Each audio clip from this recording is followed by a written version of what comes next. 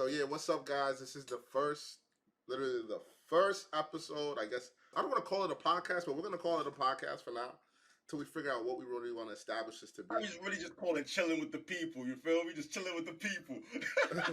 All right, so we'll go with chilling with the people, but for today we do Who's That Trainer podcast. I'm gonna be your host for this. My idea of this, I've been wanting to do this for a while. Like I said, ever since I was interviewed by Wolf years ago, I was very interested, or people were very interested in knowing about me, which was pretty cool coming from where I come from, because like nobody really cares. Kind of like New York is a very fast moving place. Like nobody really cares what you're about, what you're doing.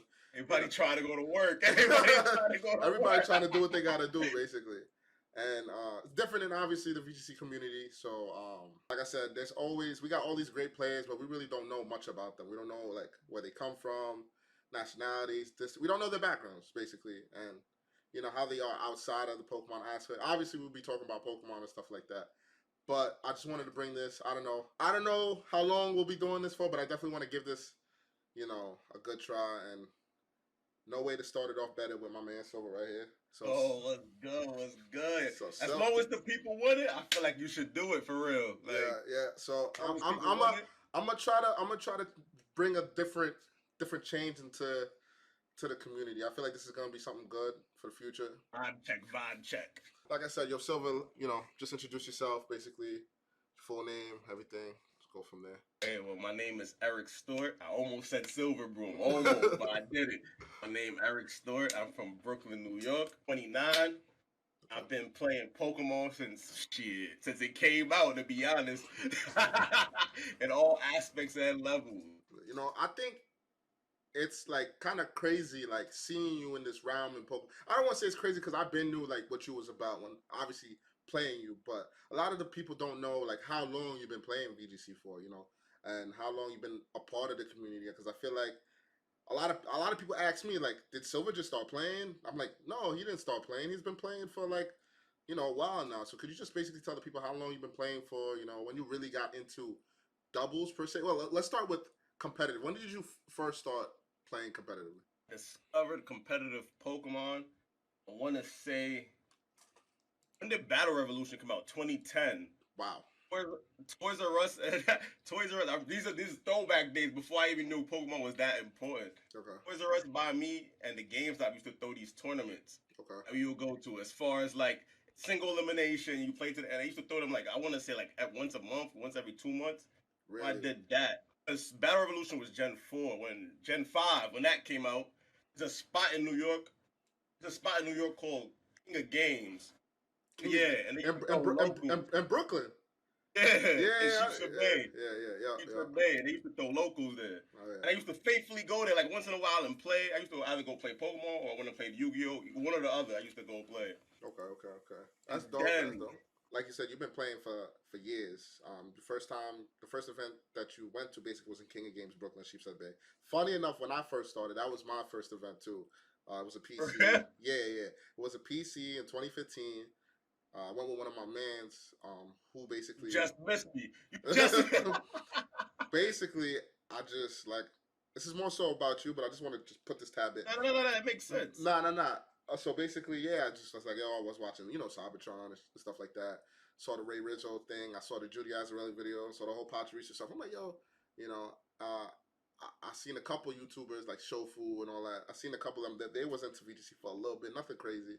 I'm like, I could do this too. You know what I'm trying to say? Like, I've been playing Pokemon since I was in diapers. Like, I know how to do this. So whatever. I watched a couple videos. I went with a team. I top cut my first tournament. It's crazy, but I wasn't nice. I was trash. Nah, not at all. I played James Beck first round and I beat him. Right? It's crazy, right? But it was nothing too crazy. And I played Aaron, my first in Top Cut. And yeah. I could say it like it was yesterday. It was like, like this dude clapped Sheepshead Bay in the same King of Games? Yeah, Sheepshead Bay in the same King of Games. He had to go to like a dinner or something like that. So we played in top 8, whatever. He beats me.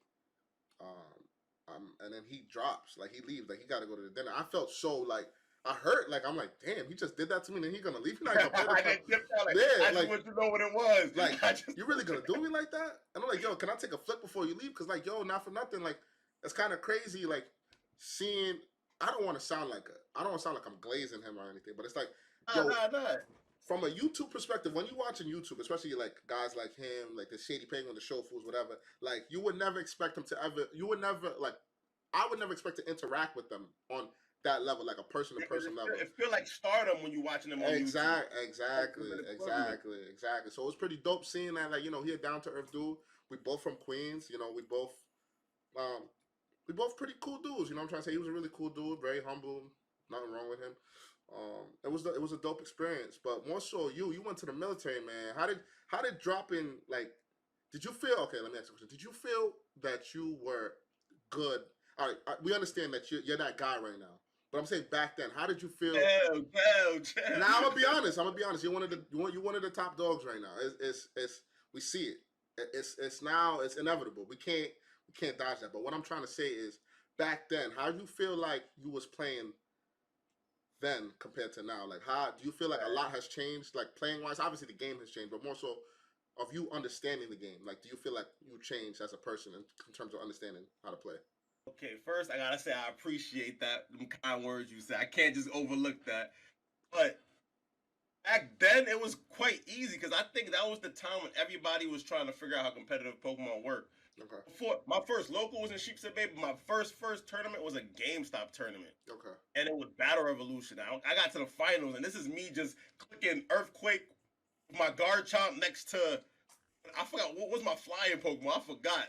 But it was just me basically Earthquake spamming, and I made it to finals. You feel me? Okay. So at that time, I feel like the game wasn't even discovered yet. Like half the community didn't really know how to EV. It was very easy, is what I'm saying back then.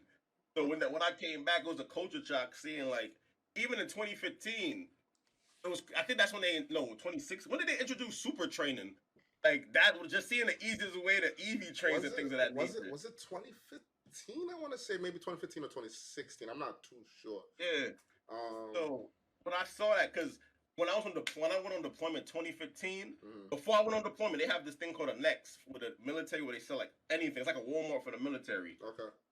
I'm like, yo, it's crazy because I was like, yo, I'm not gonna play Pokemon no more. And that decision when I joined the military, I'm like, I'm not gonna play Pokemon no more. But when I was walking in the store, I saw Omega Ruby. Okay. I'm like, what the heck? This shit looks sick. Yeah. Like it looks sick. So I bought it. All deployment, I'm just playing Omega Ruby. Omega Ruby. We go to a port, like it would be like in Greece or something. Uh-huh. I will go on Pokemon Showdown Uh-huh. and spam mad games on that. I'm like, yo, this is actually like a thing. Like people are playing this. I found out about Showdown through somebody on the ship. So that shit was crazy to me. It was Really? crazy. Yeah. So, a question: did you play back then when what was before Showdown? I forgot what's called Pokemon. It was Pokemon Online. Yes, there we go. Did you play back then or? Yeah, on my dial-up internet. If anybody call, match done. Match done. Refreshing the page like crazy to 5 people. That's crazy. Silver's been playing before any of us even thought about competitive Pokemon, like even thought it was a thing. So we're gonna clear that, get that out the air. He's been playing for a while, so he's not new to any of this Pokemon stuff. He just didn't start. He didn't just come out of nowhere and started playing. Nina, what's up? What's going on? But yeah, no, let's all right. Let's get off the Pokemon though. We got all the time to talk about Pokemon. Let's talk about like your upbringing, like growing up in New York. You grew up in New York, right? Brooklyn. Yeah, I grew up in Brooklyn, New York. Okay, Flatbush area. I'm assuming. Flatbush. All right. So if some of you guys don't know, I'm a cop. I used to work near Flatbush. Flatbush is a little crazy, little crazy area. Very very high crime rate. A lot is going on. And coming from where we come from, I came from Queens, so it was a little bit nicer on my side, but Brooklyn was a little bit more rough. You know what I'm trying to say? And I just wanted to ask you, like, being a gamer, like growing up, like I felt like me personally, I don't want to. I was around. I went to private school, so my mom tried to take me out of like that public school stuff because she didn't want me to grow up a certain type of way. That's what she always told me. She felt like putting me in private school would keep my head right. But I know that did you go to public school? I went to public school. Okay, That's so 91. okay, cool. So I know I grew up differently, obviously, and in private school it was more like I want to say like more acceptable to kind of play like Pokemon because the people that I was around was really just playing Pokemon. But when I would go home and play with my friends and stuff like that, it was more so like we was just only on sports, not so much Pokemon, like maybe fighting games. Like I mean, obviously people know what Pokemon was, but more so like my community where I grew up, it was different. Like the friends I grew up with wasn't really too interested in Pokemon. Can you talk about like how you first started playing? Like, did you have friends in school that So, played Pokemon or? so when you hit that certain, when you hit like in Brooklyn, New York, you grow up faster, of course. Of You course, grow yeah. up fast, and this was like early 2000s Flatbush. Like, Mhm. if that is like I'm talking about early 2000s, so it's not really the nicest place at all. Mhm. So when I hit like 12, 13, Mhm. and I was still playing Pokemon, Mhm. nobody knew I played Pokemon. To Of be course, honest you with have to keep that you, shit secret. nobody. And the only way you knew, like my closest friends knew, but like my friends outside, the Nah. people I played hoop ball with, when I go to the, nobody would know. Yeah. So Mhm. it was really it's really and that's conflicted as a game because you can't really be yourself in a way. Facts. Like, A you hundred can't be percent agree. yeah, like you kind of like I mean you're kind of ashamed. You Yeah. kind of want to be judged on it as I mean being black from the hood. Yeah. You can't really like you're not going to events. Your parents can't really take you at that age. Mm. So you're not you're just not accepted really, Yeah. especially at that time. And to go to say like I understand that aspect clearly because like I said I didn't want to tell my friends that I was playing Pokemon. Like it's I made crazy. life harder for no reason. Yeah, That it's made like life harder. I didn't even want to tell my friends like I was watching anime. That's how bad it was Yeah. back then. Like, yo, I didn't want to say nothing. You just kept it to yourself because back then, like, I mean, I'm not too old, but I used to know people be like, yo, you watch anime? You're weird. So obviously, anime is Pokemon is part of anime. You know, it's literally an anime, Yeah. right? So you just kind of kept that stuff to yourself. Well, me personally, I kept that stuff to yourself. You said you kept that stuff to yourself. But I don't know. One day, I kind of just this is just me. I was in high school one day, and I think I was playing VGC. It's just my senior year. I didn't tell nobody I watched anime. I didn't tell nobody I played Pokemon, whatever the case may be. And one day I decided to bring my 3DS on the bus. I don't know why. Someone told me bring my 3DS on the bus. Man, yo, when I told you, like those kids destroyed me. Literally destroyed me. Like, yo, what you doing with that? What's that in your hand? You crazy. They're picking up my 3DS like this. Oh, no, this dude is bugging. You know what I mean? Yo, you 18 years old. How you could be playing Pokemon? Like, you know what I mean? I'm just like, yo, this is what I like. This is what I enjoy. You know what I'm trying to say? That's when I kind of realized, yo, at the end of the day, people gonna judge you regardless. Like, if you like something, they're gonna judge you. You as a person, you're always gonna be judged, whether it's good, bad, left, right. You're always gonna be judged, right? So I don't know. For me, like I just took it. One day I said, you know what? I'm gonna I'm gonna just do what I like to do, and if you don't want to ride with it, that's cool, whatever the case may be. But only thing, just don't disrespect me. If I don't disrespect you, Yeah. don't disrespect me, obviously. But it's all fun and games. I mean, like at the end of the day, like the people I ride with now, my friends that I ride with now that don't play Pokemon, they obviously know. I post about it on Instagram all the time. I put it on my story, tweet about it, Facebook, whatever it is. I'm always talking about Pokemon. For Yeah. the most part. For you, like, let's go back to like high school. Your parents. How did your Cool. parents like feel? Let's go around that time, like high school. I guess like Yeah. around the. How did your parents feel about video games in general? Because I want to explain how my parents viewed it, and let's see if it's Yeah. similar. So my parents, they kind of wanted me to play more. High school was a conflicting time Mm-hmm. because that's when I was. High school was when I was going to quit playing Pokemon. To be honest, Okay. so I low key, I used to try to quit in my mind, and I just be outside. I'd be playing football and working out. Cause I was an athlete. I played all types of football, Okay. all types of shit. And my mom wanted me to play the game more to stay at home. But you know, when you're in high school, you want to be cool, you want to be outside, you want to, talk to the girls, all that extra stuff. Yeah. I know. Trust So me, I know. I was like, yo, in my mind at that time, like before I discovered myself, I convinced myself you can't really do both. Mm-hmm. The world wasn't really shown like that. It wasn't shown that you could really do both. Real for real. Mm-hmm. So I used to be outside, do all that extra stuff, and then days when I'm like sick, I'm stuck in the house, still find myself on my 3DS. I still found myself, you know what I mean, on the computer. Oh, Showdown pop up, whatever. I'm gonna click on it. Let me play a few games. But even when I was trying to stop at that time, it was like, nah. I just kind of had to accept it. Like, nah. This is too you. much. This is who you are. You really can't. What am I doing right We now? all. I think. Like for me, my mom. So I didn't grow up with my dad at all. I just grew up with my mom. So my mom was very like hard on me, like growing up, like cause like I was all she had. And my sister, yeah, I got a sister, but like I don't know, and I guess in like I could say in like a black family, like the son is always viewed as like the most. Like, I don't want to say the most important person, but like you Yeah, have I to know try what to you mean. be very successful in life. You know what I'm trying to say? So my mom always felt like video games was a problem because it would deter me from doing schoolwork, which it did. I'm not gonna lie, because when she bought me a GameCube, so my mom It's bought me. over. My mom literally bought me video games to really keep me in the house. We talk about this all the time. My mom didn't want me to be outside. My mom didn't want me to be around anything besides books and being at home and just whatever, which was cool. I had no problem with that up until obviously high school or whatever, because I wanted to be outside, hang out with friends, whatever. But like growing up, I didn't mind standing at my game for 9-10 hours and just play Mm. mad games. You know what I mean?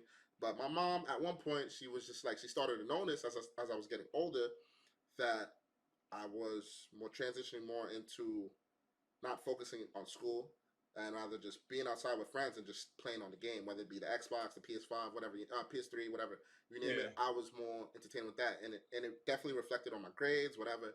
It's down to third. You never had issues with that with video games and school. Whenever I stayed at home and played the game for way too much, let's say I go to run to the store real quick. My Mm-hmm. mom used to take the cords of my games. And so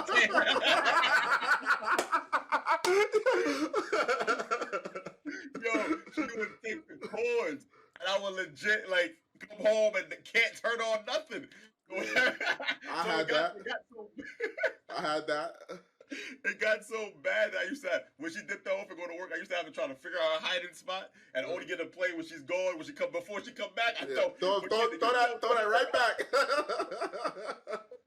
Yo, trust me, it's crazy. I did the same thing. Like I was obsessed with the Xbox 360. I would always play it, and there was I didn't play through the Ethernet cable. I played there was like an Xbox Live Wire Yeah, adapter. it had the little The thing, I the know what you're talking USB. about. You're You put supposed it to in the put it back. in. Once my mom Yeah. figured that out, my mom used to take it away and used to hide it somewhere.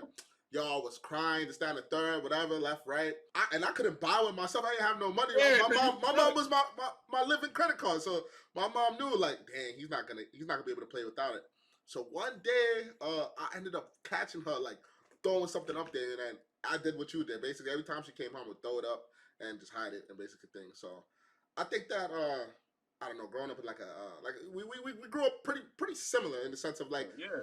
our parents didn't really want us to be on the game like that, so it could also discourage you from like your friends don't want you to be on the game, and because your parents don't want you to be on the game, and you're more inclined to be I'm gonna outside play the because of that. game. Yeah, it's kind of like we all go through that phase. And when I was in high school, I was outside. Like every Yeah. party I was at, you name it, I was with my friends all the time, and I was playing ball like every summer. I played basketball a lot, and yeah, I really kind of diverted from Pokemon. I will say through my eighth grade to 11th grade years, I kind of like faded It was away, kind of. I was kind of trying to like stop playing at that time. To be honest with you, and it was the kind of time it I was was more like that. so forceful than It was like a unintentional. force stop. Yeah, a It was forced like a stop. stop. It's like I didn't want to stop, but I was kind of like, yo, I felt like I had to.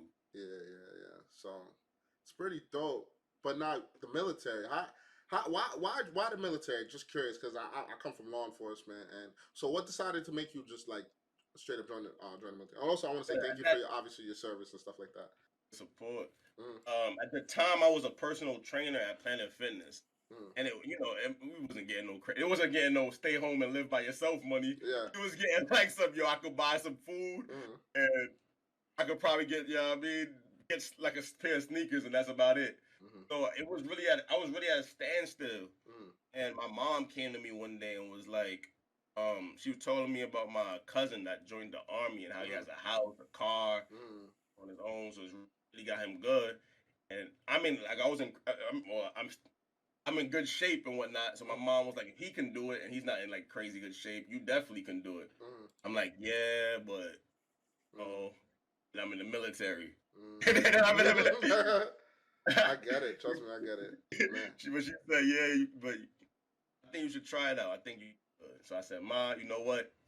If you support it, I'm there. And then I joined the Navy. And to be honest, it's one of the greatest moves I've done. I wish I've done it earlier. To be honest. And I could have, like I said, I could have tested that too. Like I said, in high school, I'm gonna be honest, man. I dropped the bag. I dropped the ball big time, and Tell me about that. definitely dropped the ball big time. I didn't take things very seriously up until like when I was.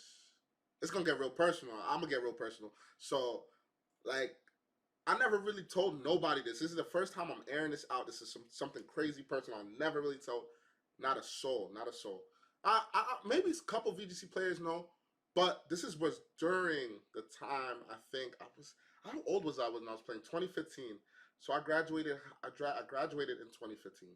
So the beginning. Okay. So towards the end of like around June-ish, I want to say I graduated. I think I graduated high school, or whatever, and no, it was mid. It was before that, a little bit before that actually. So I was it was me, my mom, my stepdad, and my sister. We owned a home. My mom owned a home, whatever. Nice house, whatever. I used to live in Queens, whatever. And then, like I said, I wasn't really paying attention to what was going on in the house, whatever. I was just in and out, kind of just being outside with friends, whatever the case may be. My mom makes decent money, but she makes enough to pay what she needs to pay. Yeah, to make you Every pay the bills and pay then yeah, pay the bills, and that's it. That's all you need to worry about. So we my can step, live. so we can live. Yeah, basically we can live. I ain't have listen. I ain't have like the newest pairs of shoes, but I got my money outside of. You know what I'm trying to say? I hustle. Yeah, I understand I 100%. hustle. I hustle to get what I had to get. So my stepdad at the time wasn't really working like that. He was working for a school bus only in the summertime.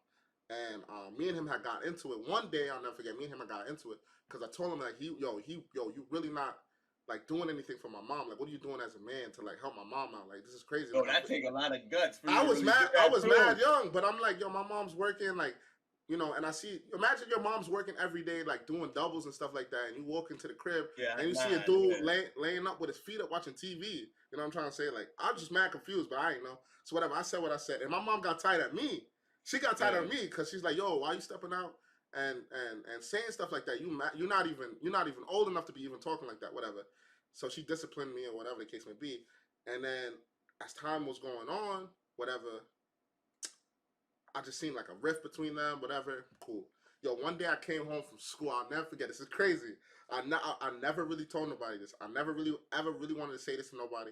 And even when I was playing VGC, nobody really knew. Maybe Yeah. Walter knew, but nobody really knew. So I came home one day and then like, yo, all my stuff was like on the front lawn. Like all my stuff was on the front lawn. My mom's stuff, everything, whatever. My stepdad was my mom was so this is super crazy. This is Yeah. mad personal.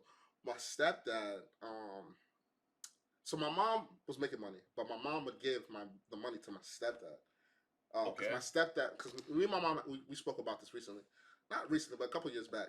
Basically, what he said was the fact that he doesn't feel like the man, like he's the man of the house, because I said something to him that okay, yeah, I know, I said something to him like, oh, like, I need you to give me the money to pay the bills. He wanted to be the person to pay the bills. You know what I mean? Yeah. If it makes sense, like he felt like he was man to for him to feel like a man. He He took wanted his to be. manhood. Yeah, yeah. So basically, I took his manhood, quote unquote, Yeah. like whatever. Quote Cool. unquote. Yeah. So my mom, delusional, was we can laugh about it now because it's in the past. It's in the past, and I actually forgive the dude. Crazy enough, but he was taking the money and wasn't paying the mortgage. Yeah, yeah. So he was But the wait, y'all wasn't behind payments or nothing, were no, y'all? no. We were behind payments. That's why all my stuff was on the front. Oh, Yeah, yeah, yeah, yeah. wow. And this was for a while. So this Oh, happened. what? Yeah. So I forgot how long it was. So basically, I was basically homeless for real, for a good while. I was homeless. No, but I was playing VGC at the time. So at the time, I was like, I would either sleep at a friend's house or at my uncle's crib. And my uncle used to live in Rosedale, so we used to stay over there, whatever. That's when life hit me. That's when life hit me Bro, because I was like, I'm thinking, son put your stuff outside. I'm thinking he did nah, it. no, bro. We Oh, we that's lost the nah, house. nah, nah, I nah. know That's it's crazy. crazy. It's crazy. It's real Yo, crazy. That's real crazy. The shit happened. It's wild. Whatever. It is what it is. But it's kind of crazy that it kind of built me who the person that I am today. That's why I got the work ethic I have, things I have, because I never want to ever have my mom be in that predicament or myself being up because it's very embarrassing. That's number one. And number two, it's kind of like damn, like I really got nowhere to go. Like, I mean, obviously I had somewhere to go. I have family, obviously, but it's like yeah, yeah, yeah. No, I not know what you mean. yeah, my mom not having anything was kind of that shit kind of hurt me inside. So at the time, I don't want to say I was depressed, but I was very sad. It's down the third, whatever the case may be. And I was mad young, and I was working at I think Walgreens. I think even being that age and saying the press is fine with that situation. That hits hard. You know what I mean? Yeah, I mean, yeah, I guess so. Like, I kind of understand. Like, I had to like the growing up fast part. Like you said, you grew up fast in Brooklyn, and it kind of like there's certain situations like New York could really change you as a person for either good or very bad. You know what I mean? Or very very bad, and you see that. Like you did a very positive thing. Like your mom spoke to you, told you, oh, this, that, and the third, and you went to the military, right? And you did your Yeah. thing, and you said like that's the best decision you ever made in your life.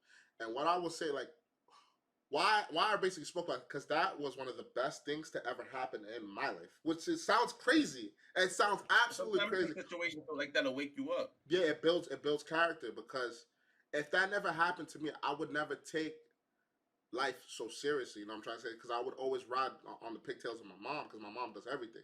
Now my mom needed help, so I had to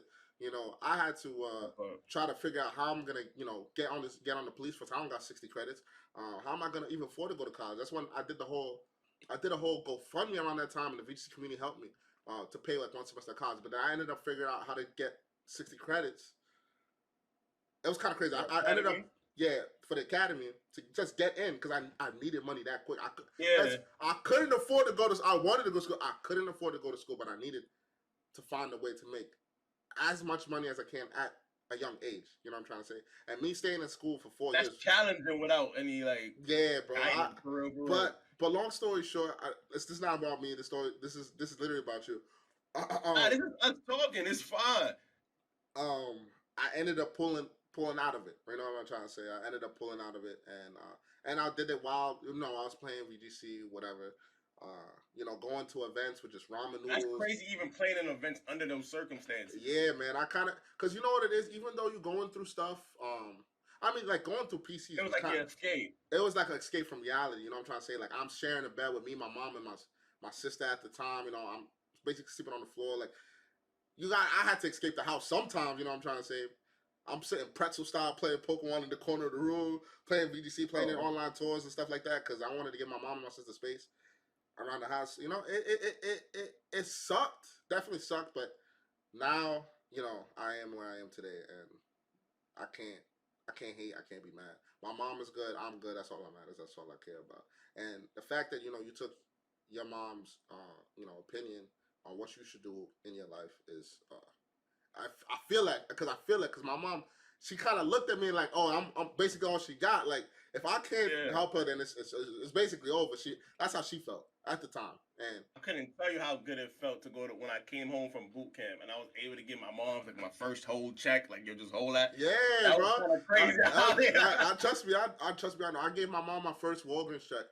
So when I was working, at my uncle's house, whatever, I was doing Walgreens 40 hours a week. I was getting paid like $300 every 2 weeks. Like, I thought that, and I came from not having money. So like me, that was like, yo, I got 300. I could buy 3 games every. I could buy a game. Yeah, so it was pretty dope. You know what I mean? Like I said, but definitely, I think the military definitely builds character. Do you feel like you changed as a person from before you joined and now? I feel like it made me. I did change as a person, but for the better.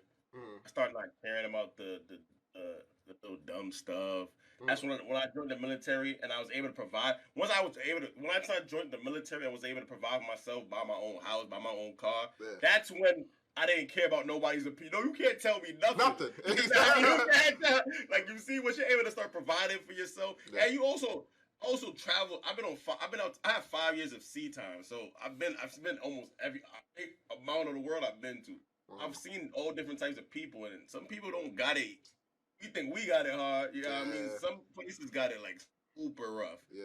And stuff like that makes me just appreciative, or even just being on deployment alone make me. When I came back, it made me just appreciate the simple things. Simple things like not needing to wear shower shoes to go to the shower and stuff like that. Not having to share 6 showers with like 5,000 people, like little hard life stuff like that, or surviving off little meals, like. So Yeah, it made me more appreciative as a person and and more comfortable. it With definitely myself. builds character too. It definitely builds character too. I will say, and like I said, man, thank you for your service and everything you've done. It's definitely hard. It's definitely a hard choice to pick as a young black man. You know what I mean? You don't really want to go out there risk your life. Like, I really do. You think I really wanted to really just be a cop? yes and no. Like I had certain reasons, like my cousin was like one of the main drivers that really pushed me, and also like financially, I had no choice, right? I took every city test there was, and whatever called me first or whatever, I hopped on it I'm and I did it. dead. I'm dead. I'm there. So like I became a cop at 21. I was very young, super immature, didn't know nothing, but I knew that within the next 5 years or something like that, I'll be making decent money. I'll be able to care for myself. I'll be able to care for if I, potential wife, kids, whatever, mom. I knew that everything was under control as long as stay true to myself, and that's about it. Like Uh, I think, and I think there's like a misconception that people think a lot of people, a lot of people talk and people say like, yo, like when people join like law enforcement or military, it changes them for the worse in terms of like mentality because they feel like they gotta be just that law enforcement side mentality or like that military style mentality, and it's obviously definitely not true in our cases because we are definitely very human. You know what I mean? Like we talk, we barely even talk about what we do. We literally just talk about Pokemon and joke around all day. Me and you, for the most part. Now coming back after deployment, I'm just so used to saying that because every time I see yeah. somebody in the military, I always have to say that. Question for you: coming back from the military, let's talk about. All right, come back. Let's talk about when you came back to VGC. Let's go back to Pokemon. How did you get back into VGC? When did you start playing it? When did you pick up Pokemon again? When did you start coming back to events? Um, right. I went on my a joint 2014. I went on my deployment 2015. Came back end of 2016, but I went back out end of 2017. No, it was the end of 2017. This is what happened. I came back 2017. I still had. I don't know if Sun and Moon came. I'm pretty sure it came out, but I only had Omega Ruby Sapphire. So now I got my first apartment. So now I got the lawn chair in the living room and the big screen TV in the living room. That's all I got, and a box of Chinese food. That's all you need. I don't got cable. I don't got cable, but I still got my 3DS. Okay. I'll just play it, whatever. I didn't want to buy the new game because I wasn't sure if I was going to play or not. So I'm in the lawn chair eating Chinese food. Open up YouTube on my Xbox One at the time? Xbox One.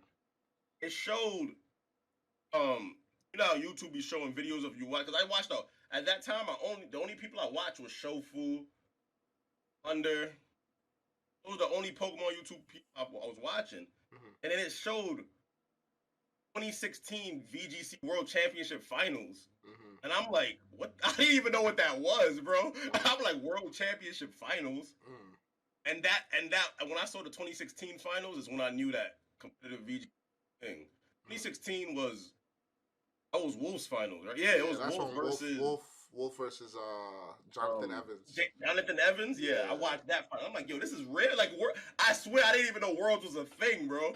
I was like, oh, okay, that's cool. So immediately after that, I got a laptop. I went on Showdown. Got it. At this time, I'm playing OU on Showdown. I'm still didn't even play VGC yet. And then now now since I watched that one video, Cybertron video popped up on my stuff. Oh yeah, you gotta have that Cybertron video on deck. That's the VGC starter pack right there. You gotta have that Cybertron video. That's how most of us. Then I'm still watching Shofu video. I'm still watching PokeMD. That's who I used to watch a lot too. He would pop up. But the official circuit was VG. Mind you, the only reason I was playing doubles back in the day because that's what they played on Battle Revolution and the GameStop and games. So I didn't even know there was like an official format. I thought it was just, this is what y'all play here. All right, bet I'll get a team and I'll play for fun. It is what it is. So from there, I went and got Sun and Moon. I grind that out, but I had to go back out to sea. Wow. When I went up to but this time out to sea, I got Sun and Moon. Okay. So this is funny. Like, looking at me, you can't tell I play Pokemon. Of course. Oh, but somebody in the berthing. The berthing is the area you sleep at on the ship. He had Pokemon. Okay. So I saw him like, yo, son, I'm pretty sure I could beat you in this game. He's like, yo, you don't even know how to play. Okay. I said, I bet you $50 I beat you. I said, he's like, you're never gonna beat me. His Pokemon was an E, so I could tell because I looked at the stats. I'm like, oh yeah, this is free. I played him hustling for $50. So I'm in Dubai. Live in my hotel room. Everybody want to go out and drink. I went out and drink. I won't lie. When I came back to the room, I hopped on the computer and hopped on Showdown. I just spammed the game. On In the Navy, got something called watch. Okay. The watch is basically So the one person that the man of duty on the ship, right? So that you have everybody sleeping and you basically. I know a little bit. Okay, I know a little bit. Okay. Watch. Okay. So now it's time. Now it's time to go eat or lunch break. So we swap out. Instead of using my time to swap out and eat, I'll swap out and play Shutter on the phone all day. Wow. All through the breaks and time. So I'm trying to get the games in while I'm out to sea. And then, what is this? 27. So 2018, I come back again. But now my ship is in the shipyard. So now I got 6 months. So I'll play, and then I'm back out to sea. And then so on and so forth. I really didn't get stabilized because I got shore duty in 2020. 2019, I got shore duty. But even then, I couldn't go to events because they wouldn't. When you on shore duty and that squadron deploys a lot, you can't leave a certain radius. I got you. Like it wasn't even worth. Like I couldn't even go to New York for real. So got you.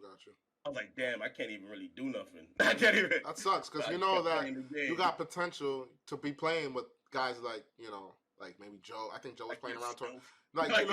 I mean, see, but you can't include me around that time because my real year where I really went crazy was the time when I was struggling the most in life, which is so crazy. 2016, 2017 was my absolutely best years of playing Pokemon. But 2016 was my full first year playing Pokemon.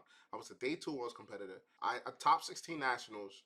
It was just like a dream come true. Like I literally went to these. I'm telling you, I went to half of these regionals with like the scrap of money that I had. Like I was busting, working myself in Walgreens to kind of like go to these events, and I was hoping to win money from these events so I could continue going. That's how determined I was to play this game. I'm like, yo, the only way that I could really play at these events is if I kind of win some bread. You know what I mean? I'm sorry, bread. Yeah. So guys, bread means money. By the way, money. So this is New York lingo. So win some bread and then continue the cycle. So I was popping off. I was like, all right. I think a top four Philly or something like that. I think I made a little.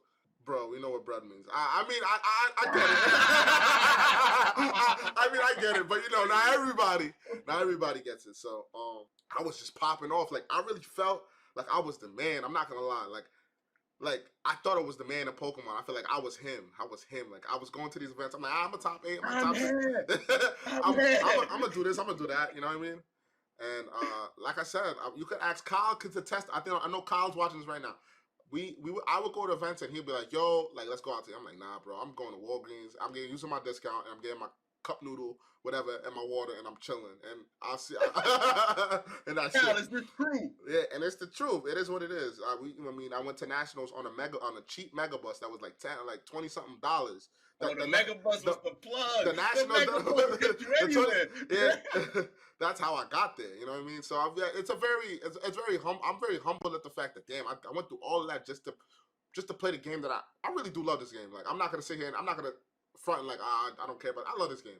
I think we all can say that we really do love this game. We love the people that play and all that. And so I just wanted to be a part of it. I wanted to be good so bad. So I think that 2016, like I really showed myself that I could play this game. I could play with the best. I could play with the Wolves, the Marcuses at the time. The EU players. I could play with these guys. And I went to Worlds day 2. I was happy. Whatever, they flew me. They flew me out. I was like, I met the Game Freak guy. Whatever. I took a picture with him. I was like, damn, like yo, like. I went from eating bacon, egg, and cheese on a Saturday morning watching is it Pixel? Fire. That's a fire breakfast of choice, by the way. Yeah, that's a New York style right there. From just the Arizona bacon, egg, and cheese watching Pokemon. You have no chips with it? Nah, no chips, bro. That's too much. That's too much. Too much. That's too much. It's too much. But watching what was that around that time? I think it was the Battle Frontier, so it had to be like Emerald around that time. Like thinking like imagine like Battle Frontier is the best series. Yeah, it was dope. Battle Frontier was the best. That's all I remember. But it's the fact that we watch these shows and we play these games at the time when we were younger. We're like, yo, I'm good at this, and then actually seeing where we at now is kind of crazy. You know what I'm trying to say? Because we're really living what we thought we was back in the past, you know what I'm trying to say? Yeah, obviously we weren't there in the past, but we could kind of say that, we're almost there. That if not there, but we're almost there now. So it's kind of dope. It's like a dope experience feeling that. So back to you. You said 2019. That's when you started playing VGC again after all the deployment stuff was done. Yeah, for the most part, yeah. When I started like taking it serious, looking at spreads, yeah. Okay. So were you connected with anybody in the community within those time periods that you were away in deployment, or you just kind of made friends in like 2019? Nah, I pretty much made friends around that time. Okay. So who was your first Yeah, friend? nah, except my friends back home that used to play. Nah, I don't Mm. think I wouldn't say I know it. Nah. Who would you say was your first friend you made in the VGC community? You would say My first friend in the VG community. Ooh, that's a hard question actually. This is my first. Who's my first? who did you I don't like know, go to bro. an That's event? really hard. Could be online or at an event, and you guys Yeah, but that's hard. I don't. I said, do you remember your first friend for VGC? yeah, Walter. Walter for sure. I don't remember. I really don't remember, to be honest. It's I feel like I met everybody at once type stuff. I don't remember. Okay. Well, give me somebody That's a who good question. That's a if we'll get back to it, but give me somebody who like really inspired you maybe to keep on playing VGC, like because me personally, once I did what I did, whatever 2016, 2017. I got what I'm trying to say. I got my little brick. Yeah. Wait, hold on. I can't tell what that is, bro. Once I got a couple bricks, I was feeling myself. You know what I mean? I was feeling myself. I was like, yo, I don't need to come back to this game. You know what I mean? I did what I did. I'm done. I don't need to play it no more. Whatever. I didn't win a regional, but I went undefeated and I lost the finals. So I'm gonna just count that. I got two bricks and I got a mid-season showdown. They gave me a brick from a mid-season showdown or whatever, and I won 2 back-to-back mid-season showdowns when I won that thing, whatever. So like I said, I kind of felt like I just needed to. Hold on, tell me more. What else? What else?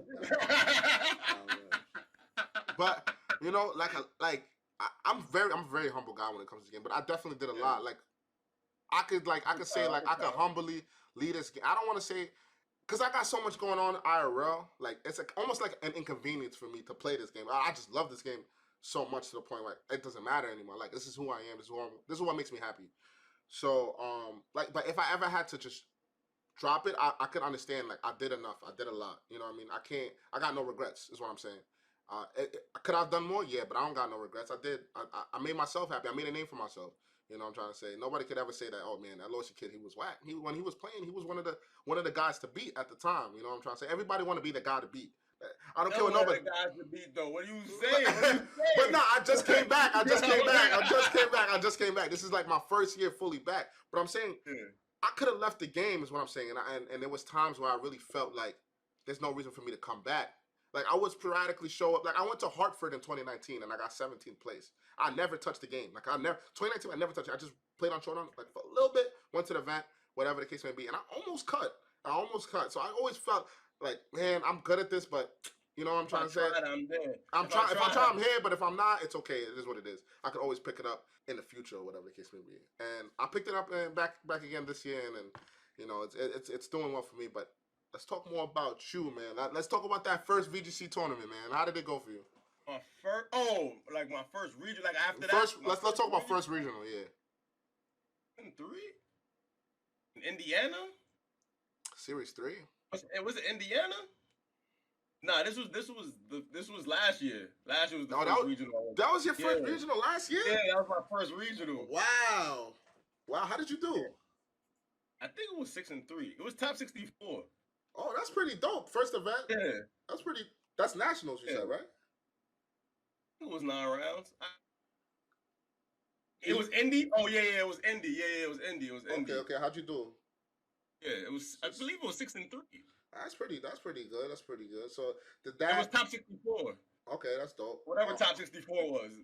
I forgot how many rounds that shit was. So did that encourage you to keep on playing, or because I know I was like, yeah, I'm gonna play. Okay. But then it still was hard, right? Because I sneaked those events in, like I couldn't really like go. I kind of just went. I was like, yo, I'm just gonna get the ticket and go. I'm gonna just make it back. I just took the risk. Oh, you're a wild boy, but listen, you got to do what you got to do to have fun, right? I mean, that's what it is. I don't want to get to this season yet. Let's talk about player development, right? Like, what obviously 6-3 is obviously a decent record, right? Did you feel as though as a player, I mean, there's always room for improvement in playing this game. I feel like doesn't matter how good you are, you could be as good as like the Wolfies, the Tangs, whatever the case may be. This you could win a lot in the polls. You could win a lot, but there's always something new to learn. I guess you could say there's always something you could always tweak, right? When did you feel like you had to get better as a player? Did you have like a fall point at any time during, like, okay, let's say from indie to now? Did you have any fall points at any events where you're like damn, we all have that damn feeling like, wow, I dropped the ball on this one. I think it was the next event after that. I don't know. Was it NAIC after that? Yeah. I went X3 drop at wow. NAIC. I'm like, damn, I was trash. So I was really feeling myself at that time too. I'm like, oh, I'm nice. I'm winning online events. I'm like, yo, I'm nice. I'm here. And then I went to NAIC that year. You got humble. Like, at the drop, I was like, oh, nah. So that was like the most. I guess that was your humbling experience with the game. Like I guess we all had that. You know what I mean? We all had that humbling experience where we felt like, damn, I'm really not who I thought I was. You know what I'm trying to say? But like things happen, hacks, whatever. You're just not feeling it that day. But let's talk about. Let's just fast forward to everybody wants to hear. This season, let's talk about you. First event. How did it go? Well, my first event this season was San Diego. Okay. San Diego it ain't go well. Okay. We played 10 rounds, right? Nah, it ain't go well. It was 6-4. I'm like, damn. Like, I feel like I played bad. I knew I played bad there. So I told myself, yo, when that happened in San Diego, I was like, yo, I'm way better than this. I'm a cook. Okay. But then the next regional was Orlando after that. Mm-hmm. I'm like, I bet I'm going to go to Orlando and cook. And at that time, my pops was in the hospital. Sorry to hear that. It was like battling cancer or whatever. I was practicing. Uh-huh. I was going to New York every weekend. Okay. To see him. Okay. So while I was trying to practice, I'm in the hospital with my pops. Mm. So whatever, I'm doing that, then Orlando come. But the week before Orlando, my pops passed away. Sorry to hear that. Sorry to hear that. Oh, good. So the week before Orlando, my pops passed away. And I was in New York. And that's when I hit Irvin up. And then we went out. He was like, yo, let's go out. We're going to chill. We're going to try to get your mind off it. But your mind ain't really off it. No, of course not. Of course not. So now I'm telling them, I'm like, yo. First, I told my mom, like, yo, I don't think I'm going to go. I already paid. I already gave everybody the money for the Airbnb. I'm like, I don't think I'm going to go. They could just have the money. It's whatever. Mm. And my mom's was like, you should still at least go because you ain't going to do nothing in the house. If you stay in the house all day, all you do is think about it. Mm. It's going to mess with your thoughts. I'm like, yeah, true, but whatever. Mm. So I went to Orlando. And then Orlando, I went 1-3 and just dropped. I'm like, I don't feel like playing no more. Yeah, your mind wasn't right. Your mind not there. When your mind's not there. I don't feel like playing. I'm here blaming hydro pump misses when I know I could have played better. Yeah. I'm missing rock slides, but I still know I could have played better. I'm like, yo, I'm not playing. I'm gone. Mm. So, in Orlando, that happened. And I talked to my moms. I told her. I still chill. I turned up. I was drinking. I was still trying to just be me. You gotta enjoy yourself. Yeah. That's the basic misconception at these events. People feel as though you play bad, you can't enjoy yourself. Yo, listen, you gotta be there. Yo, you with your friends. We rarely get to see each other throughout our lives. Only on the weekends at these events for the most part. I'm not speaking for everybody. For the most part, we only see each other. We gotta make the most of it. So go have fun. Go, you know what I'm trying to say? Day 2 is going to be there, 100%. But make sure you have fun with your friends, you know what I'm trying to say? This game... Even at your lowest. Yeah, even at your lowest, you know what I'm trying to say? And I see in the comments, Jeremy saying, Irvin's that guy. I know, Irvin could be, his mouth could be a little crazy. I'm going to tell you, and I'm going to be the first one to say this. When I was going through whatever I was going through, and when the whole BLM riots was going on, and I was out there, you know what I'm trying to say? I was a police officer. I was out there working, doing some crazy stuff. My mind was I'm really living in a time. That's not an easier time to be. Yo, it's not easy time. A couple people checked on me, which I appreciate to this day within the community. A lot of some people did check on me, and like I said, I appreciate you. You know who you are, and I would never turn my backs on you in any situation because it's simple fact. When I was going through whatever I was going through, you had my back. And Irvin is one of those guys. I will say, even when I wasn't playing, I'm talking about every year I wasn't playing. Irvin would literally call my phone every month saying, "Yo, bro, you good, bro? How's everything good? You good? You know what I'm trying to say?" So, you need people like that, you know what I'm trying to say, that you need friends like that around in your circle to kind of just be there for you. You know what I'm trying to Keep say? you up. It's also a thing. With black men, we don't really talk about our problems. We don't Kind of just hold it down. hold it down. We just like, hold it. like, figure it out. Figure it out. That's it. That's what we taught to, like, kind of just figure out. Don't say nothing to nobody. Just keep it to yourself and keep it pushing, because nobody want to hear whatever you got going on. That's how it felt. And no, that's how you feel. Like nobody really want to care about your problems. It is what it is. That's why I really never, like, I'm not about to go like the whole situation I told you about what happened in my house. Like, I already felt as though, like, damn, the VGC community already gave me bread. Like, I'm not about to sit here and go tell them, like, yo, damn, this happened, because I definitely know if I tweet and say I need I need whatever, they're gonna give it to me, because I know that's how this community works. Because I will say, if anything, people could say talk the amount of whatever they want about this VGC community. They can say this, they can say that, but if something is going wrong with somebody within the community, we all have each other's back. We all try to help out, which is something I definitely do appreciate. And on a player-to-player basis, like, the friends that you have will always check. I can say my friends, I know if I have a problem, whatever the case may be, they always check on me and make sure I'm good. And Irving is one of those guys, and I definitely appreciate Irving. He's a good dude, solid, you know what I mean? And 100%. He's a solid dude. That's the one thing that's the first thing I said. I'm like, yo, bro, I'm not about to go. I was like, I mean, he was like, might as well, you know what I mean? And just have fun. You already paid. My mom's was like, even when my mom's told me, like, yo, just go. Yeah. But you're not going to stay here and do nothing. And I'm like, I don't even, whatever, I'm going to go. And then the whole time, just thinking about, damn, son, like, you don't realize, because even going to the event, even a little time, you don't realize how much you don't have somebody until you can't pick up your phone and call them. Exactly. That's crazy. It's like, yo, I finished working out in Atlanta. I wanted to call my pops. I'm like, I can't even do that for real. I'm like, yo, you know what? I'm gonna just show up. Hope that I'm gonna see what's up. Yeah. Then when they added on that I was playing bad, I'm like, oh my god. I'm like, yo, whatever. I'm done. I'm like, yo, I'm done. Let's just go. That's crazy. Let's go get lit. Let's go get. I'm still trying to. I'm not even the type of person I want to put I would never put my pain on nobody. Exactly. I'm still gonna smile. Yeah. I'm still gonna drink. I'm still gonna have fun. It doesn't have to necessarily be drinking, but if we're doing that, we're doing that. I'm still gonna chill. And we just gonna have a good time. I'm still gonna deal with it. Yeah. It's just what it is. But yeah, and that's what made me mad too, because I was like, I knew in Orlando I was gonna go crazy, because at that time me and Ryu was building a fire team. It made a lot of sense.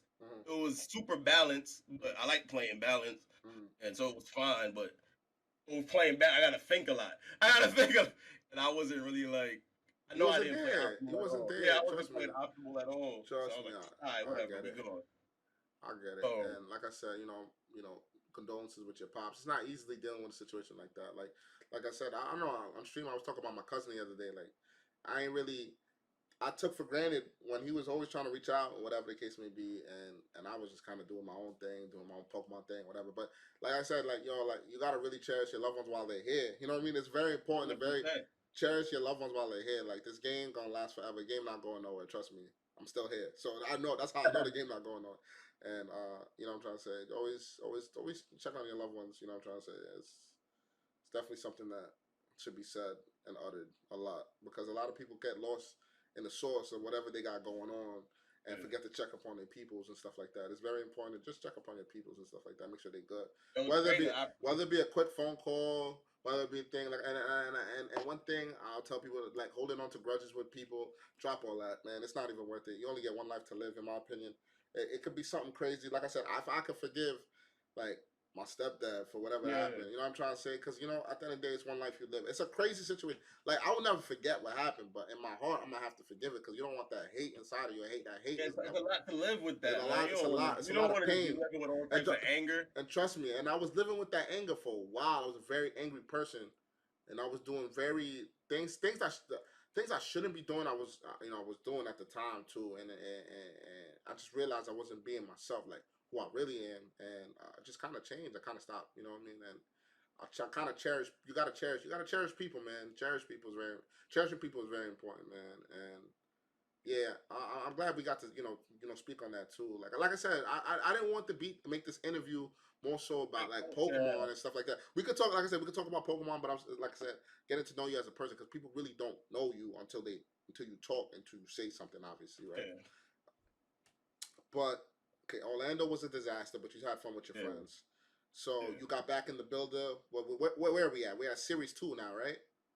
We was at Series 2 going into Charlotte, Okay. going to Charlotte. Okay. So So, let's talk about the mindset for Charlotte. so the mindset for Charlotte, I already had. I everything, everything got way better. All my homies helped me down from EJ, Slim, Dread, all them G Money, all them throughout the day. They made it easy because AD, all them. They made it easy because like it felt like, yeah, I mean, regardless, we said in funny stuff, Mm-hmm. uplifting each other, and just Mm-hmm. talking. You know what I mean? I'm not really thinking about it too much. Mm-hmm. And when I do think about it, I'll just cry. I let it out Mm-hmm. in my own little corner, and I just keep it moving because it is what it is. Mm-hmm. At the end of the day, my pops wouldn't want me to be just open all day, and I already know that. I already know that for a fact. I got to talk.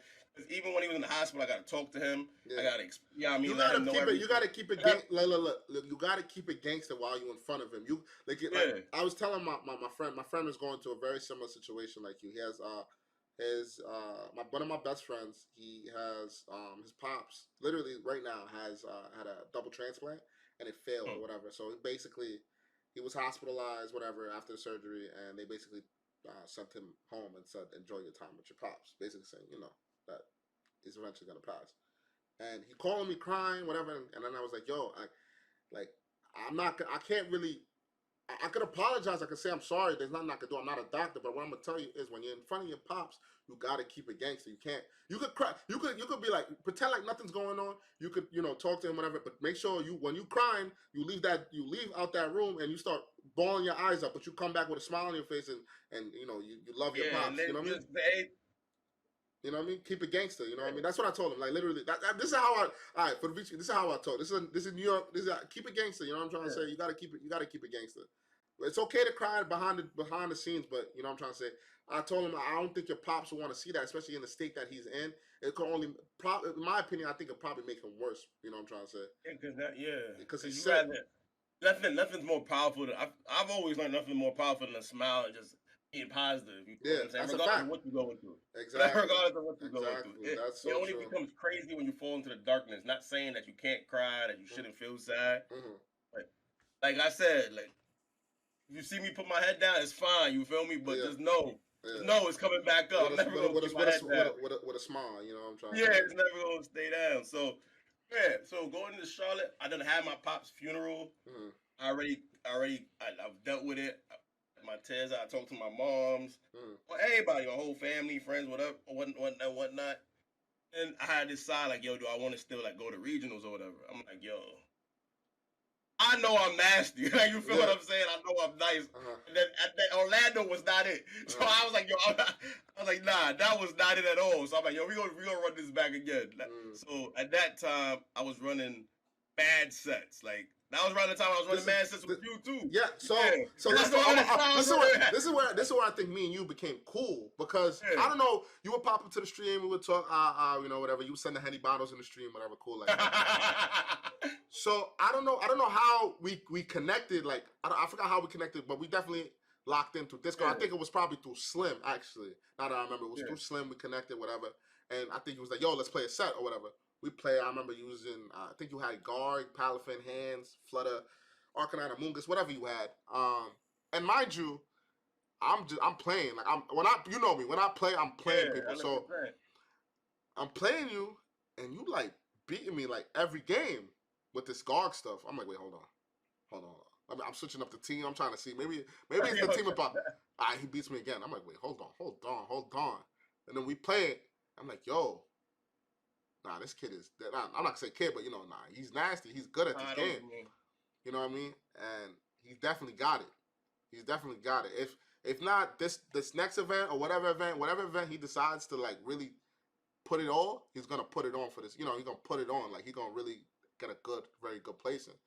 I just had a feeling. I sensed it. I didn't even think I told you like, yo, like you really got it. Like you're really good at this game. Like you understand like the plays that you made. Everything just made sense. You know what I'm trying to say with your play, and that's what really like I ain't really feel like that about a lot of people I play. You know what I'm trying to say? Like if I already know you good, like I don't really care like too much like about you. You know what I'm trying to say? I really care about like knowing about the people that I don't know. Like I haven't really seen too much of. I haven't really heard too much of. I play with everybody. I'm not an exclusive dude, and that's one thing I hate.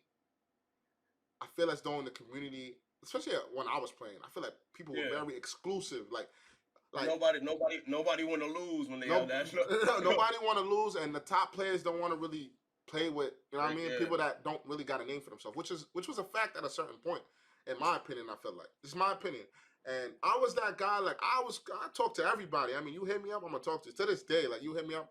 I mean, I might be a little busy, but I'm gonna definitely respond to you. Like I could have moved. Like I could have been like, yo, bro, I'm not playing with Silver. I'm not. I don't know who this guy is. You know what I'm trying to say? Nah. I was like, yo, play this dude, whatever we played. And I realized, oh, nah, he the truth. He the truth. And I was like, damn, like, when you pulled up to Charlotte and you did what you did, I wasn't even surprised. I'm going to be honest. I wasn't really surprised. Like, I really knew you could play with the best. And like, seeing what you did, I was mad happy. You know what I'm trying to say? Because, look, when I don't want to sound, what's the word? That's not I don't racist, even know but what the word is, but nah, sound how you gonna sound. nah, I wouldn't sound because like yo, when I was playing, it was only a few of us. I'm talking about blacks, like Africans. Okay, It was only a yeah. few. It was me, Emilio, and Odina, to be honest. And before that, it was Bad Intent and Kamal Harris, I believe. And if I forgot anybody else's, I really just don't remember at this point. And I was just like, damn, we're like the minority of this whole VGC thing. Like, you know what I'm trying to say? First, it was like I said, I don't really know the Bad Intent era. Bad Intent was like that guy back in the day before I came, whatever. Kamal was really good too. He was that guy too. And then I guess next up was I don't want to say me, but I had my stunt. You know what I mean? I had my time. I did what I did, and I dipped or whatever the case may be. Then it was Odina. Odina went really crazy at one point. He was that dog. You know what I'm trying to say?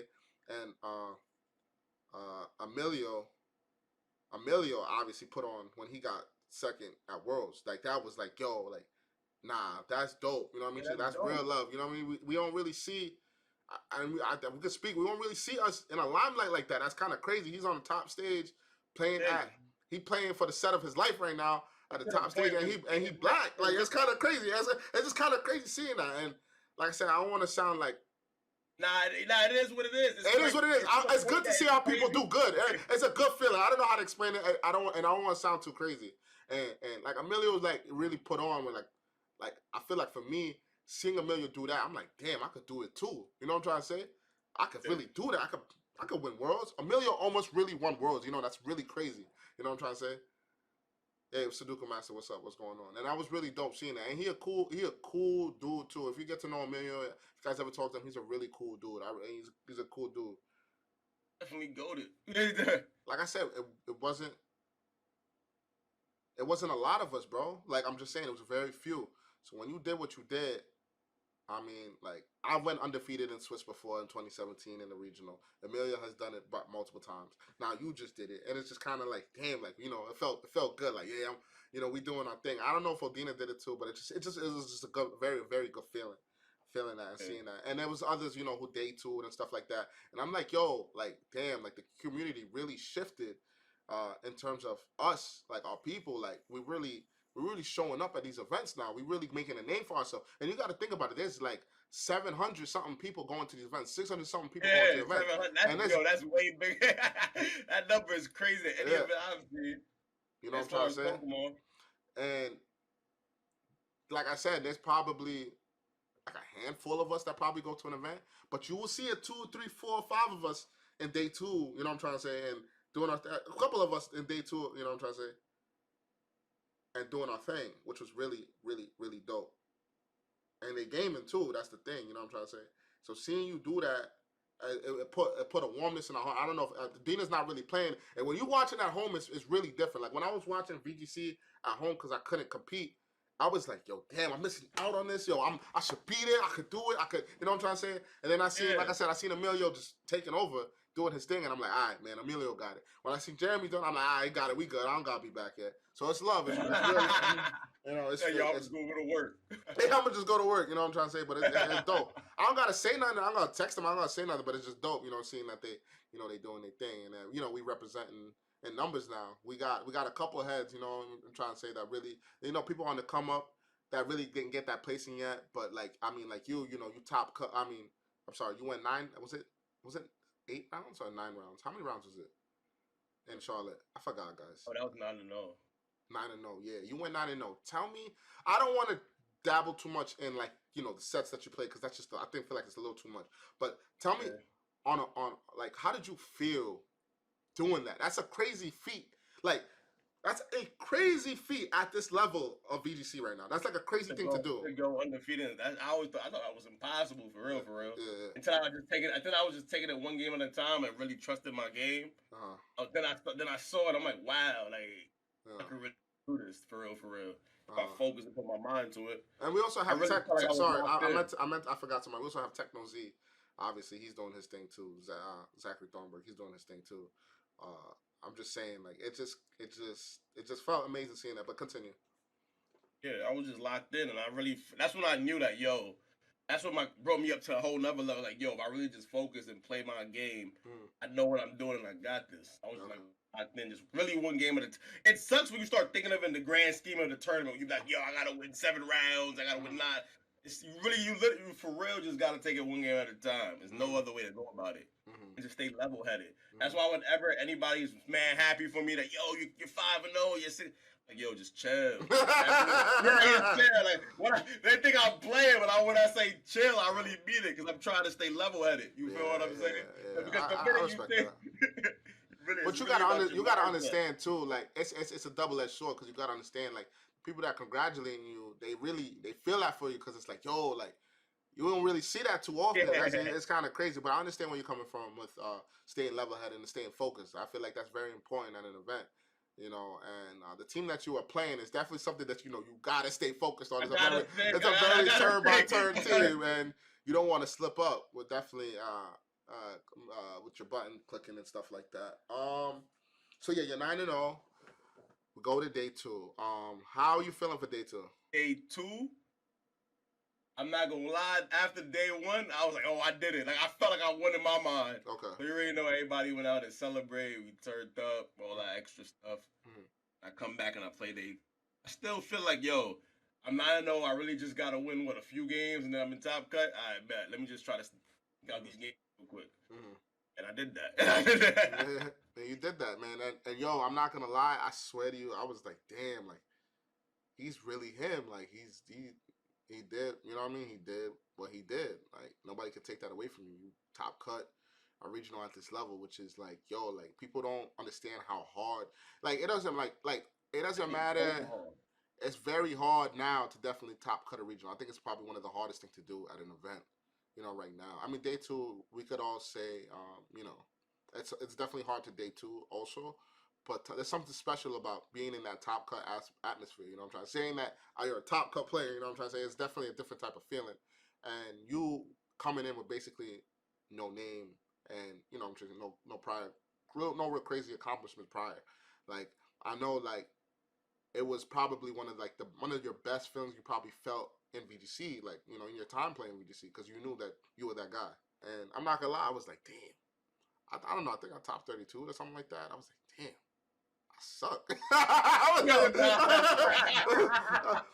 but like I'm not gonna lie, like you kind of sparked me a little bit because I was just getting top 32. I was doing decent.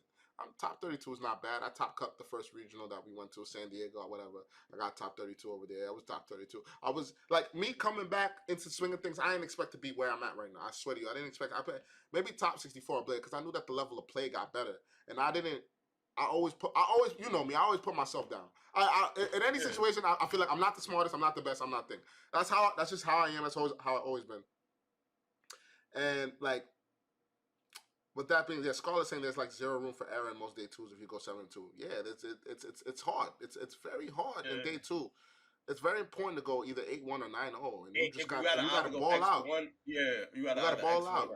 You gotta ball out, and you definitely balled out in Charlotte. and you made top cut, and your top cut match was with one of the best players to play this game, and Paul Chua. 100%. And I was advocating for I you, man. definitely felt it that day too. I was I definitely. advocating for you, and Karis was like, "Yo," I think Karis was asking me about you, and I was like, "Yo, bro, he the truth." Like I'm telling you guys, he's definitely who he says. Who he told me who he was. He that guy. And whatever. You lost the set. Definitely, I saw the game, and I wasn't. It wasn't the same guy that I knew that I played. You know what I'm trying to say. I felt like, and then we played a lot, and I'm like, yo, this is not Eric. This is not Silver. This is not Silver. Who like I mean, it was I think it was like a mirror match, but more so you had guard that really kind of changed things, and I felt like.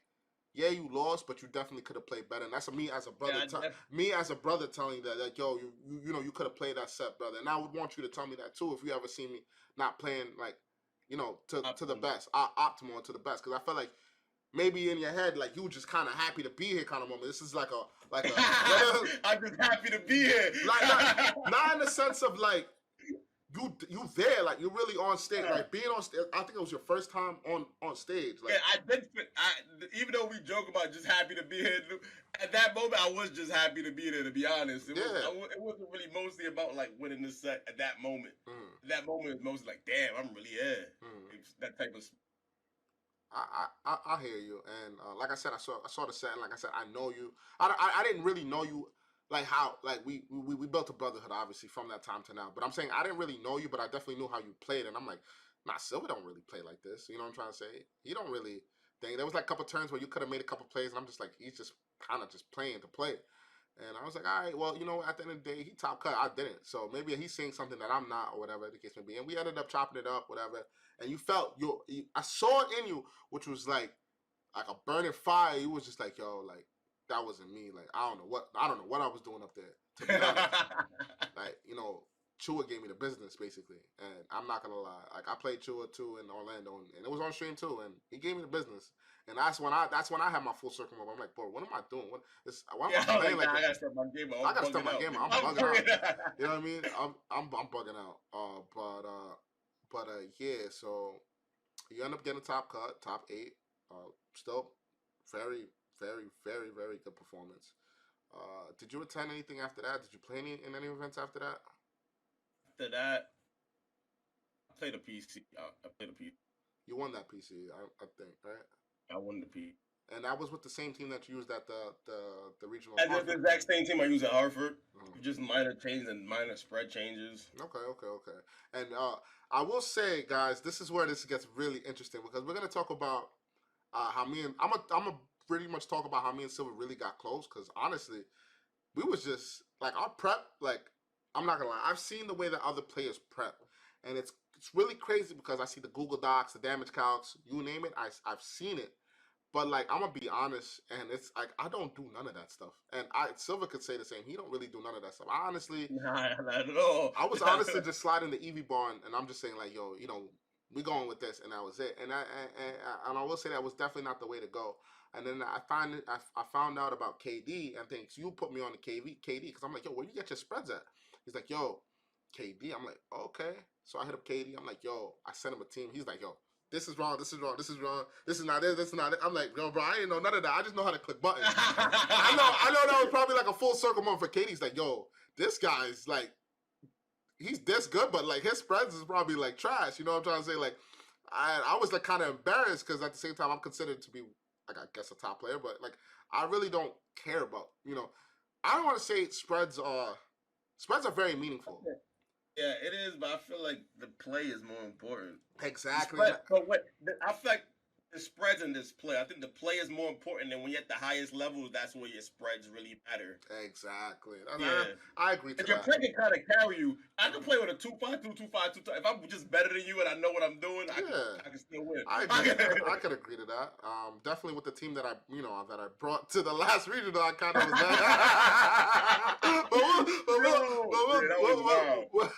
we'll dabble into that. So we'll just talk about how me and you got close for a little bit. Basically, honestly, guys, like me and Silver were just texting off our ideas, our thoughts, like yo, like basically saying, we want to really be those guys to beat.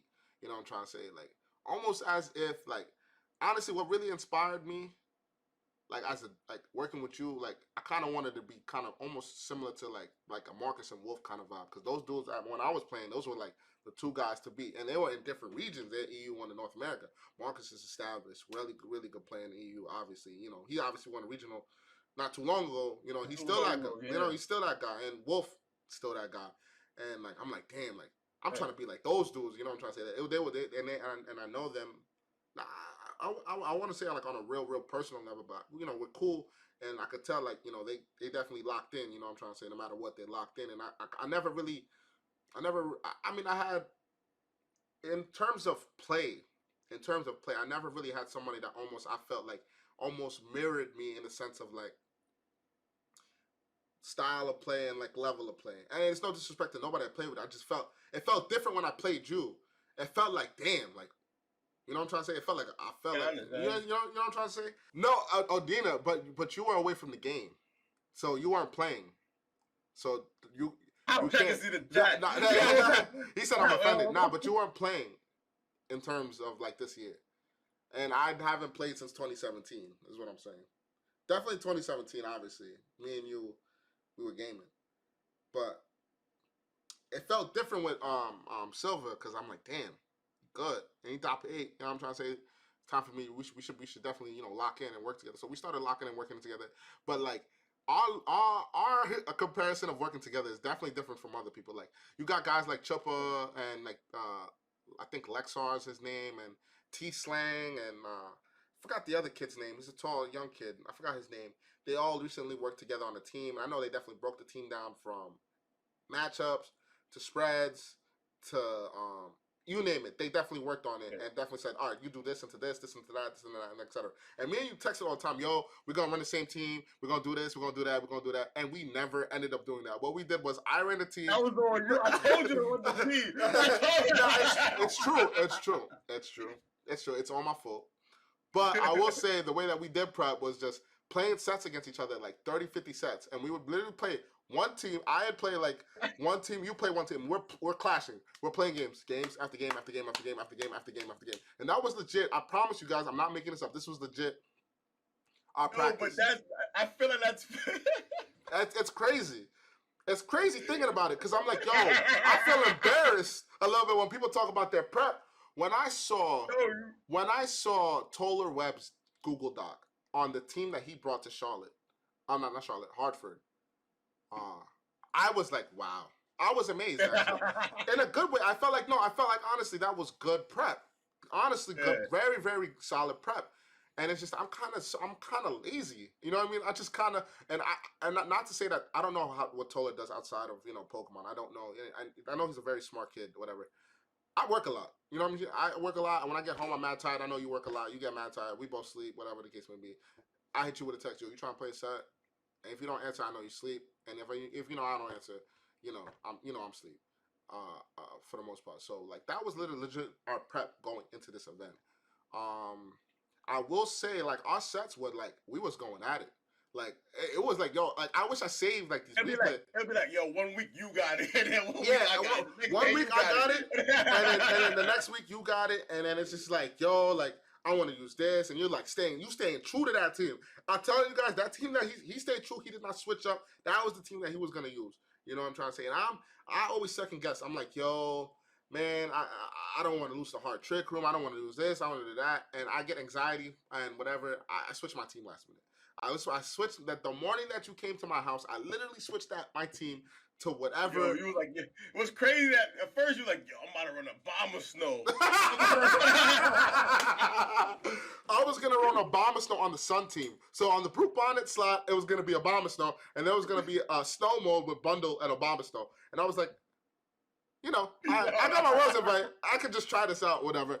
But then I ended up going with Brute Bonnet because Brute Bonnet was just safer, and it abused the proto. So basically, I went from the 1800s, I think, 17th, 1800s to the 1500s with the team. And I was like, yep, this is the team to use. I don't know why. I was losing, but I'm like, yeah, this is the team to use.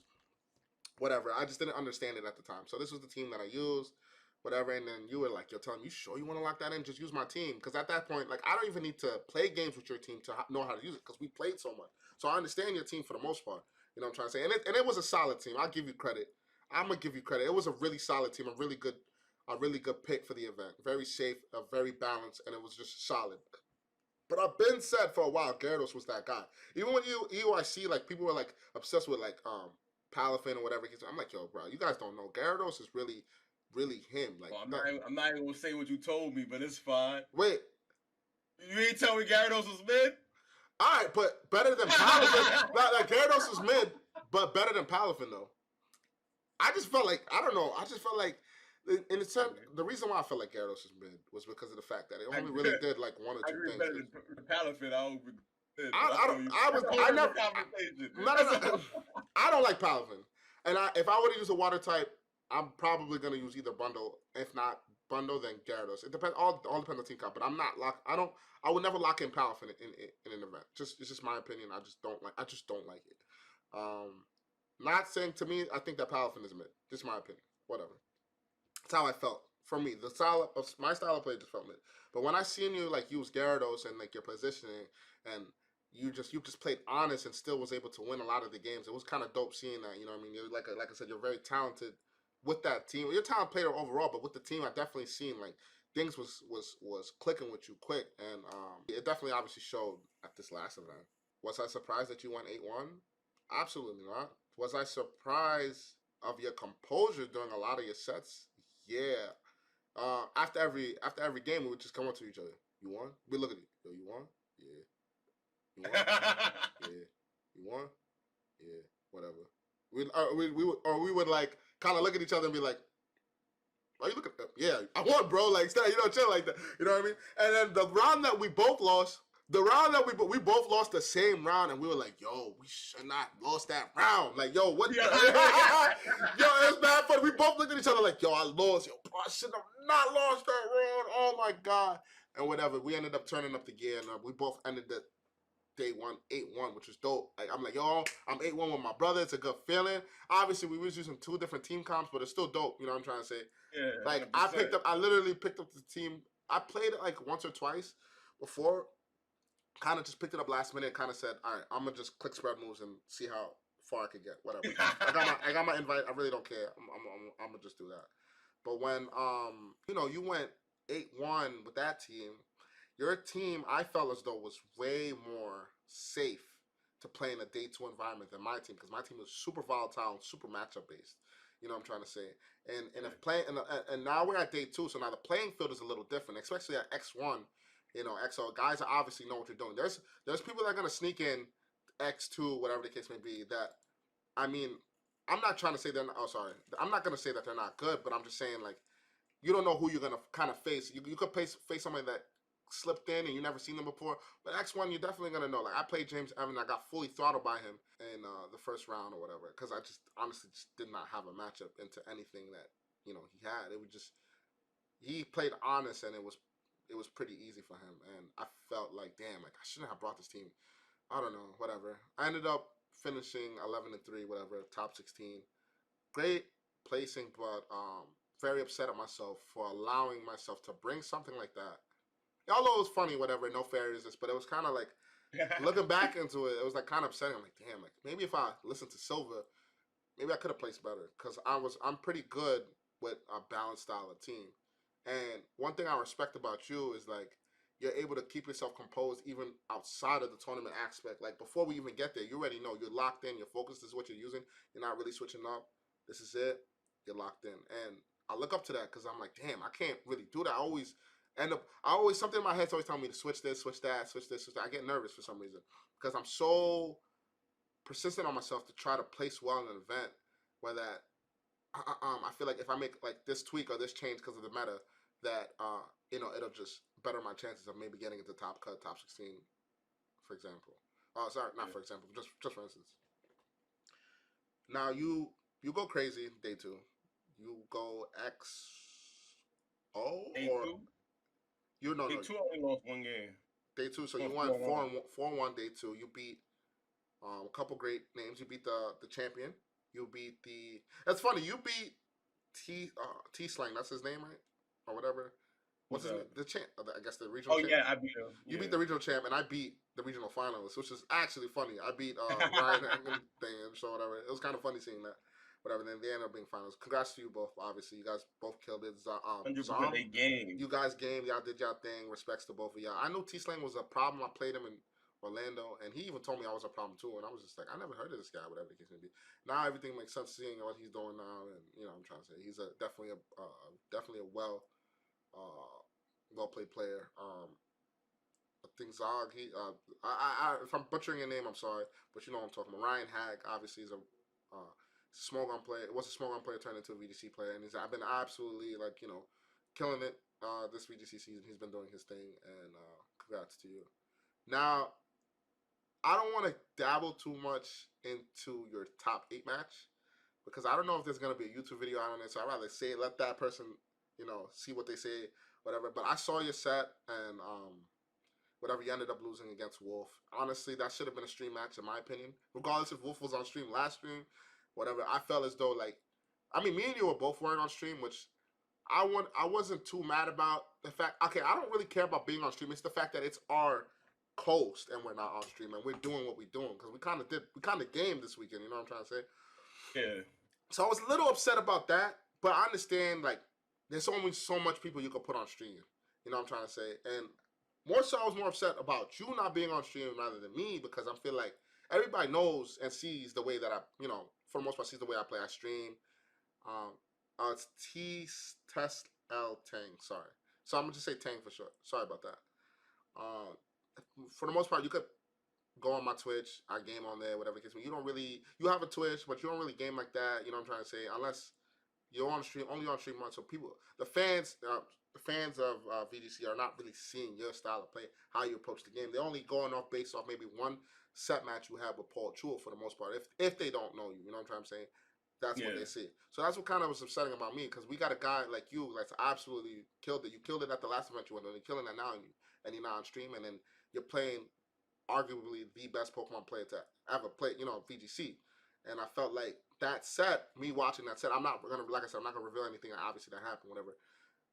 It was a chess match. It was a legit a legit chess match. Like I was thoroughly enjoyed seeing you both play and seeing the plays that you made. It was like damn, like this is really high. This is really really really high level. And I think Wolf even gave you a compliment, like yo, like how long you basically been playing? Because he's like yo, like that was you basically said it was a crazy set, and I definitely agree it was a crazy set. Things obviously didn't go the way that you wanted to go, but I felt as though that you played very well up until maybe one turn. I saw that maybe you could have done differently, but we can't live in the past, right? You can't live in the past, and everything's a learning experience, And I feel as though maybe if you want to explain, you don't have to go too deep into it, but let's just explain how you felt during the set.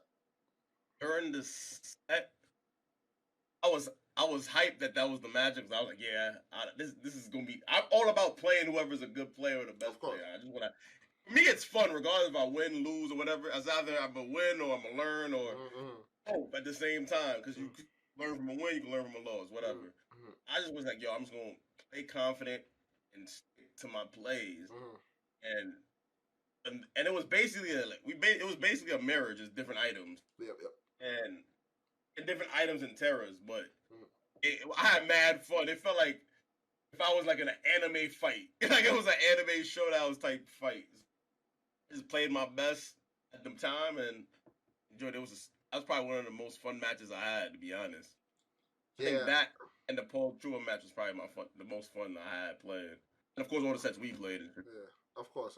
You already know how that goes. We're not gonna talk about that. It's more so it's not even like I said. It's not even to kind of glaze these dudes. Like I'm saying, coming from where we come from starting up the VGC with nothing and playing the best of the best. You know what I'm trying? The guys that we saw on YouTube. You know what I'm trying to say? That basically why we started playing. It's kind of a very a humbling experience. Still even surreal when you see your name matched up with them and you're like, oh exactly. Snap, I fucking watch your videos. You feel what I'm saying? I watch your videos. That's wild. I consider you the GOAT. You know what I Yeah, mean? yeah. I'm matched up against you. That's dope. I think that's fire. Yeah, I that's think that's fine. fire. And it's not like I said, it's not even about glazing or nothing like that. It's just like yo, Nah, if because at the end of the day, I feel like it's never bad to show love, of regardless if we course, joking of on it or course, of not. course. Regardless if we joking on it or not, it's Like never I bad said, to show like I tell anybody people all the love. time, like I might not talk to Wolf every day. I might not. That's not my like. I don't want to say that's not my right hand man, but it's not somebody like. It's not like how I speak to you. We're not on a speaking level. Obviously, me we talk almost every day, whatever. But like that was once one of my like still my dude. Like if he needs anything, obviously, but still my guy. Got real love for Wolf, and all that. Very respectable dude. You know what I'm trying to say. Would do anything like he's a good dude. Like solid dude.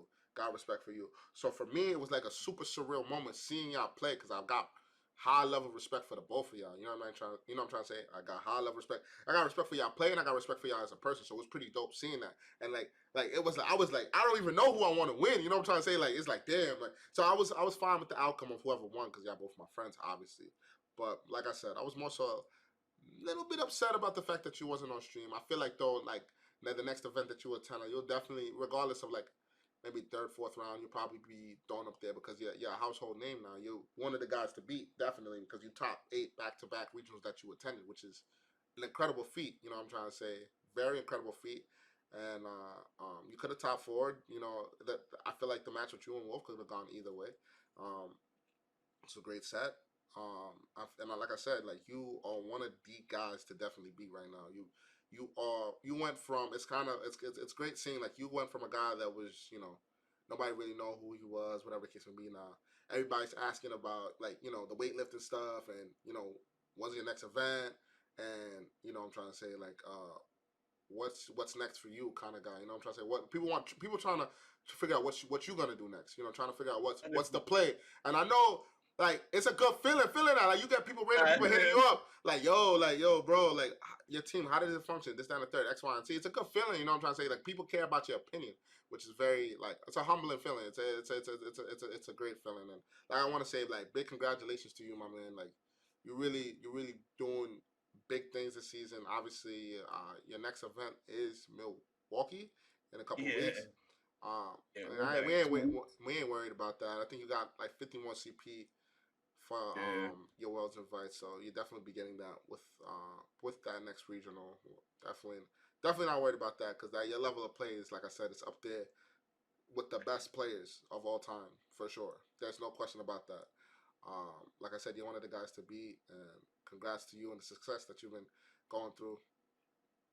Make it to Milwaukee or Fresno, bro. Yeah, no, he's going to Milwaukee. He's going to I'm going to Milwaukee. Milwaukee. So yeah, you're gonna be a problem day one in Worlds. If people don't know the name, it's gonna be a bad set because I'm trying to say it's gonna be a bad set. That's the one thing I will say that's pretty cool about when people don't know you. You could kind of sneak away at game one, and then they realize, oh shit, this person's a problem, and then they're gonna have to try to game for the next 2 games. But now once people see your name, trust me, you're gonna get you're the guy that top 8 twice. Okay, just know that. So like you put on the map now. That's it. It's over. You know what I'm trying to say? The first time wasn't a fluke. You know what I'm trying to say? You can't say nothing now. Definitely wasn't a fluke. If we could do it back to back, that's definitely not a fluke. But like I said, I appreciate you coming on this for the first episode. I wouldn't want to do it no other way. Definitely would want to do it with you. You know what I'm trying to say? So I definitely appreciate, like I said, I appreciate your game, appreciate you as a person. I was gonna get to that, so we're gonna ask. Oh yeah, the fair question, Joy. Forget. Okay, We're gonna forget about Pokemon now. Hey, people in the chat, if you got questions for Silva, go ahead and ask. I'm gonna start with number one. The number one question. It's about doubles. What's your favorite music genre and your favorite song? my favorite music genre, hip hop rap. My favorite song. Mm-hmm. Ooh, my favorite song. Yeah, this is just my favorite song today, or like in life, like when we. Favorite song. If you had to pick a song to play right now, like, oh, I gotta listen to this. What's that song? the first song that comes in my mind, man, my favorite song is hard. I will have to say, Nas One Mic. Nas One Mic. Okay, that's fair. That's fair. We got another question by Scarlet Skill. Is anything possible, Silverboom? Anything is possible, guys. Put your mind to it. You got it. A Swizzle Dizzle, yo, just hopped on. We at the beginning, middle, or end of stream. My man, you popped up in the wrong time, but you could definitely see the VOD when we end the stream. This is you're towards the end. We've been on for like an hour and 40, pretty long time. Silver top 5 anime, run it by chance. Top 5 anime. We talking about an old time. Do I include DBZ? Because I'm gonna put DBZ in it. Nah, you could take DBZ out because that's number 1. I take DBZ out. It'd be Yu. Good. Yu's number 1 for me. Romy Kenshin. Okay. Gundam Mobile Wings. Oh wow, you got that pretty high up there, my man. What? You don't like mobile? You don't like mobile? Alright, I'm done. Nah, Hero is the legendary? Nah, it was legendary, but top 3. Oh, yeah. Nah. Hey, listen, that's your opinion. Nah, I can't get mad. Nah. What number I'm on? 4 or 5? 4. 4? Romy Kenshin, Yu, Gundam. Nah. You see, this is where it gets tricky. You don't want to exclude nothing. I don't want. And the last 2, I don't want to just give it to. You know what I mean? I don't want to just give it to. Anybody else got any other questions before we hop off this? Let me know. Any other questions? Y'all got. This is the time to ask this man. Jeremy says Bebop. Cowboy Bebop. Yeah, Cowboy Bebop is. It's legendary, but I don't really want to consider it a top 5. But it's legendary to me though. All right, Doubles asks, how do we get better at Pokemon? Keep watching. You gotta watch your nobody likes to watch their replays. That's a rather fact. win or lose. Watching your replays is how you get better and really see what the optimal play was. I know I'm even guilty of sometimes Xing out my games. I really have to sit down and tell myself, win or lose, I'm gonna watch my replays to see if I was playing optimal. That's dope. Abdul asks, are you at any of the events? Yeah, he'll be going to Milwaukee. Milwaukee's his next event. So that's in, I think, 2 weeks from now. Milwaukee, I'm dead. A Swizzle Dizzle asks, how you get in the right mindset when you lift? When I lift, if I'm like, I'm not gonna lie to y'all, I watch Dragon Ball Z AMVs to motivate me when I want to work out. That's dope. That's just what motivates me. So I'll do whatever motivates you, whether it's a song, whether it's a mindset. For me, it's Dragon Ball Z AMV. Itachi VGC asks, how old are you? He is 29. Oh, let's talk. We could talk a little bit about lifting because I don't think we dabbled on that. So tell me about that. Yeah, we can talk about that. My question is, where are the ladies at? Oh God, he's a married man. Yeah, I'm a married man. Chill. My wife might watch the VOD. Chill. Talk about the lifting. When you get into lifting from the military. Nah, I was working out since I was 12. Oh, you're crazy. I was working out since I was I started working out. Football player though. Yeah, I played football, but how I legit started out, but I didn't play that until like 14. How I started working out on the episode of Dragon Ball Z when Goku was training in the fucking hyperbolic in the spaceship. Oh, he was training that spaceship dynamic. I started doing push-ups, and my parents put me in Taekwondo, and then from there I never stopped working out. That's dope. I think that's important for mental reason. I think working out is very important. And I legit did push-ups to Dragon Ball Z. I probably did over like 10,000 push-ups to Dragon Ball Z episodes in my life. Wow, that's crazy. Yeah, I think I 100% did. Yeah, then when I joined the military, I transitioned into powerlifting. Okay. I've been strictly powerlifting since years now. Okay, so you compete and stuff like that, or? Yeah, I got a competition in September. Okay, how are you? Are you the same in Pokemon when you're competing in terms of mentality? Are you know what I mean? Yeah, as far as mentality, I'll say. Like, do I gotta compare what's more difficult or mentality wise? It's mental, like how I compete. I said the Pokemon is harder, to be honest. Really? Hard. Wow. Pokemon harder. Okay. So because I could kind of just let my rage out. You don't gain nothing in Pokemon from getting angry and live. You can't. You can't be I'm about to cook you and start like I could kind of just let my body take over and lift. I could. Pokemon, you can't really just do that. HM4 coach, I have a question for Silver. When can we lift? Better yet, when are we lifting, Loyce? Listen, man, we can lift whenever. I'm not lifting as much as, this guy right here. What's on the bar don't matter. I'll lift it anyway. What's on the bar don't matter. I've been slacking too. I'm not gonna lie. I lift 1 week and then 1 week I'm doing stuff and then I think it's like I'm not. I'm in it I'm getting back into it now. You know, the pandemic really messed me up because that's when I was doing a deep bulk.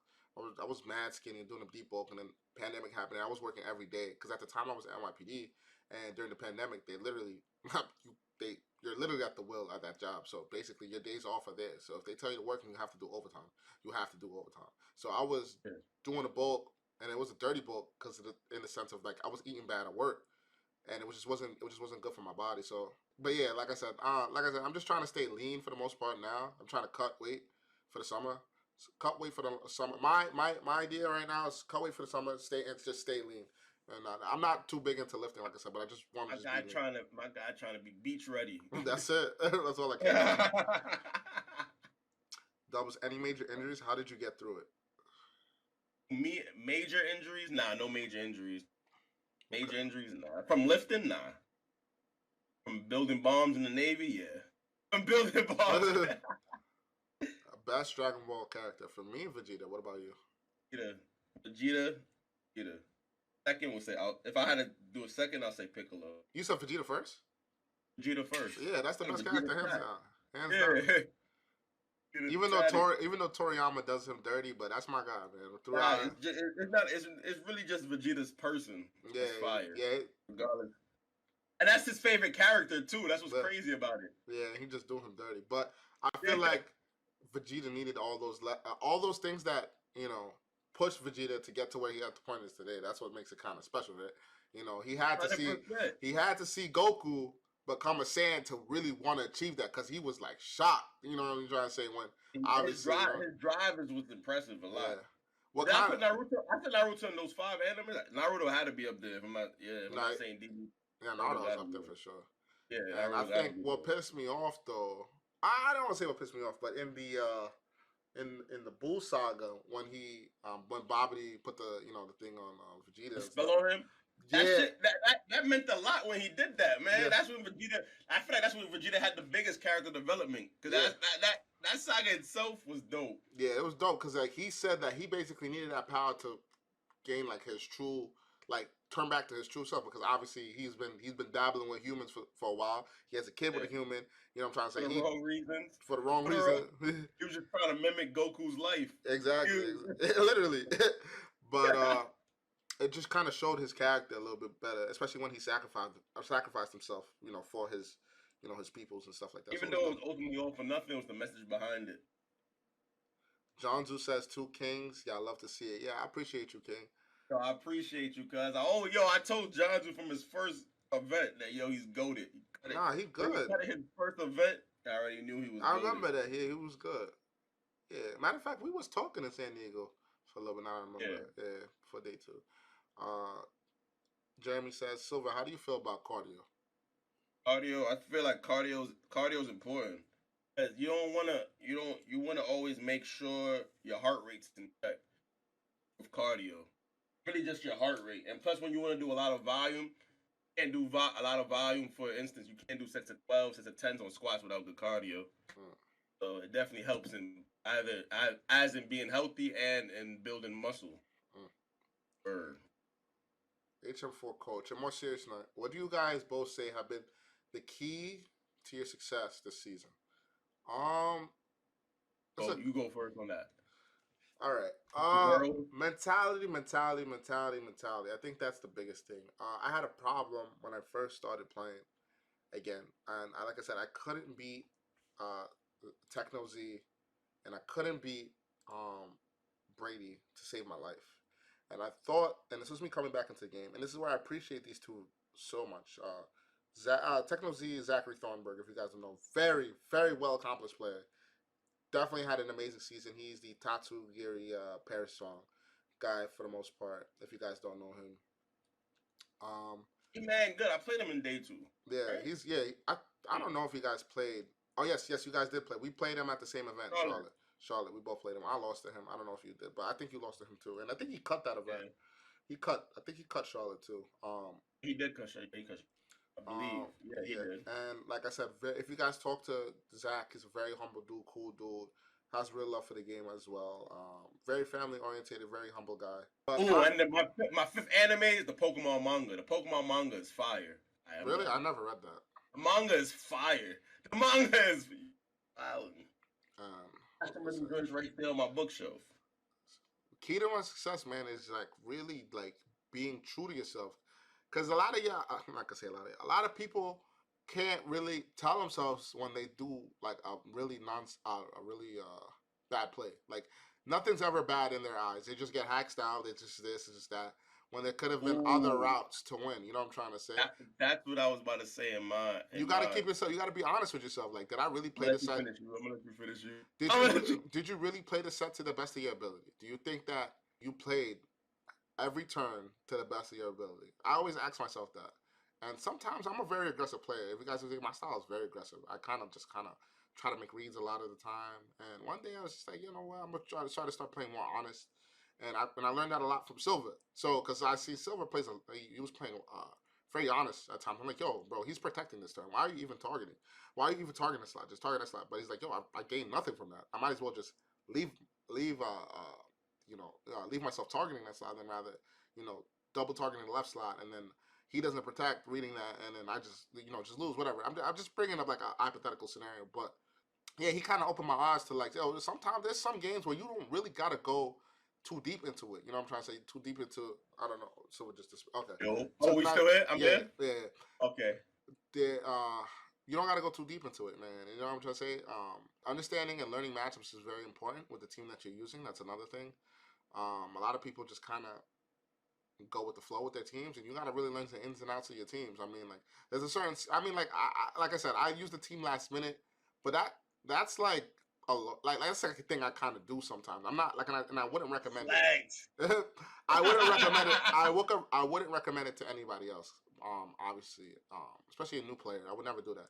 It's definitely important to know your teams in and outs, know the damage calcs and all that. I say it all the time, like damage calcs is not important. But it is, like I said, like it's very important. The better the player you are. So yeah, that's that Oh question. yeah, I play. I did Nah, nah, win a answer. few. I did. I did win a few online tours. I did. I did win for those. I mean, I'm pretty sure I played. Nah, answer. Did you answer the question? So how do you? What's your success? What's the key to your success this To season? me, Yeah. the key to success. I like what you said. Yo, in Pokemon, a lot of Pokemon is so. A lot of people that's I want to say that's bad in Pokemon are the people that, like you said, that can't or not as good as they can be, are the ones that's quick to blame the game on hacks and not Mm, and not being honest with yourself if you yep. really play it optimal. As far Mm, as like from turn one, turn three, and it's crazy because people make play. Even I will make the mistake at times, as you can see in my match, that you don't even take the hacks. You gotta know how to take the hacks in consideration on your turn, mm, and can you do anything to prevent it? Are you mm, truly playing optimal? mm, Um, knowing matchups and how to adapt, knowing your lines and knowing how to adapt. Some people get so low. I've played a lot of people. I've played a lot of people that get so lost into lines that when I make it out of the ordinary play, mm, they just fall apart. mm, Because you expect the turn two, turn three, turn four to go this way, and I make this wild turn. mm. I don't know what to do. That's one thing I'll say that we're both definitely really good at. We could adapt very quick. You know what I mean? And that's a skill. That's not. It's a skill to have to be able to make certain plays. You know what I'm trying to say? When you got to, when you got definitely when you have to. Knowing your lines is very important because at this level of play with open team sheet, not knowing your lines is doing a disservice to yourself. Because I'm telling you, if you play Wolfie, I'm telling you, he's gonna know the ins and outs of your team, in and out to your team, and if you don't know what to do against him, it's pretty much a free win for him. You know what I'm trying to say? Yeah. Guys at that level, I'm just using it as an example. So definitely know the ins and outs of your team, know your lines, like I said, and be true to yourself. Be true to yourself. Be honest with yourself. A lot of people be lying and capping about like, Like yo, when somebody yo, hits you, when yo, people start I hitting you, missed hydro pump. Oh my god, I love. You know what I mean? Like, bro, like, come on, let's see the full set. Let me really evaluate the game. Are we gonna really? Did you really need to go for hydro pump? Did you really need to go for hydro pump? You know what I'm trying to say? That term, like I'm just saying. I'm not trying to accuse y'all of like things like that, but I'm just saying. A lot of times, some people be capping, but yeah, not gonna lie, I feel self conscious to play honestly because I feel like I just be red. Nah, but playing honest, an honest play means it doesn't.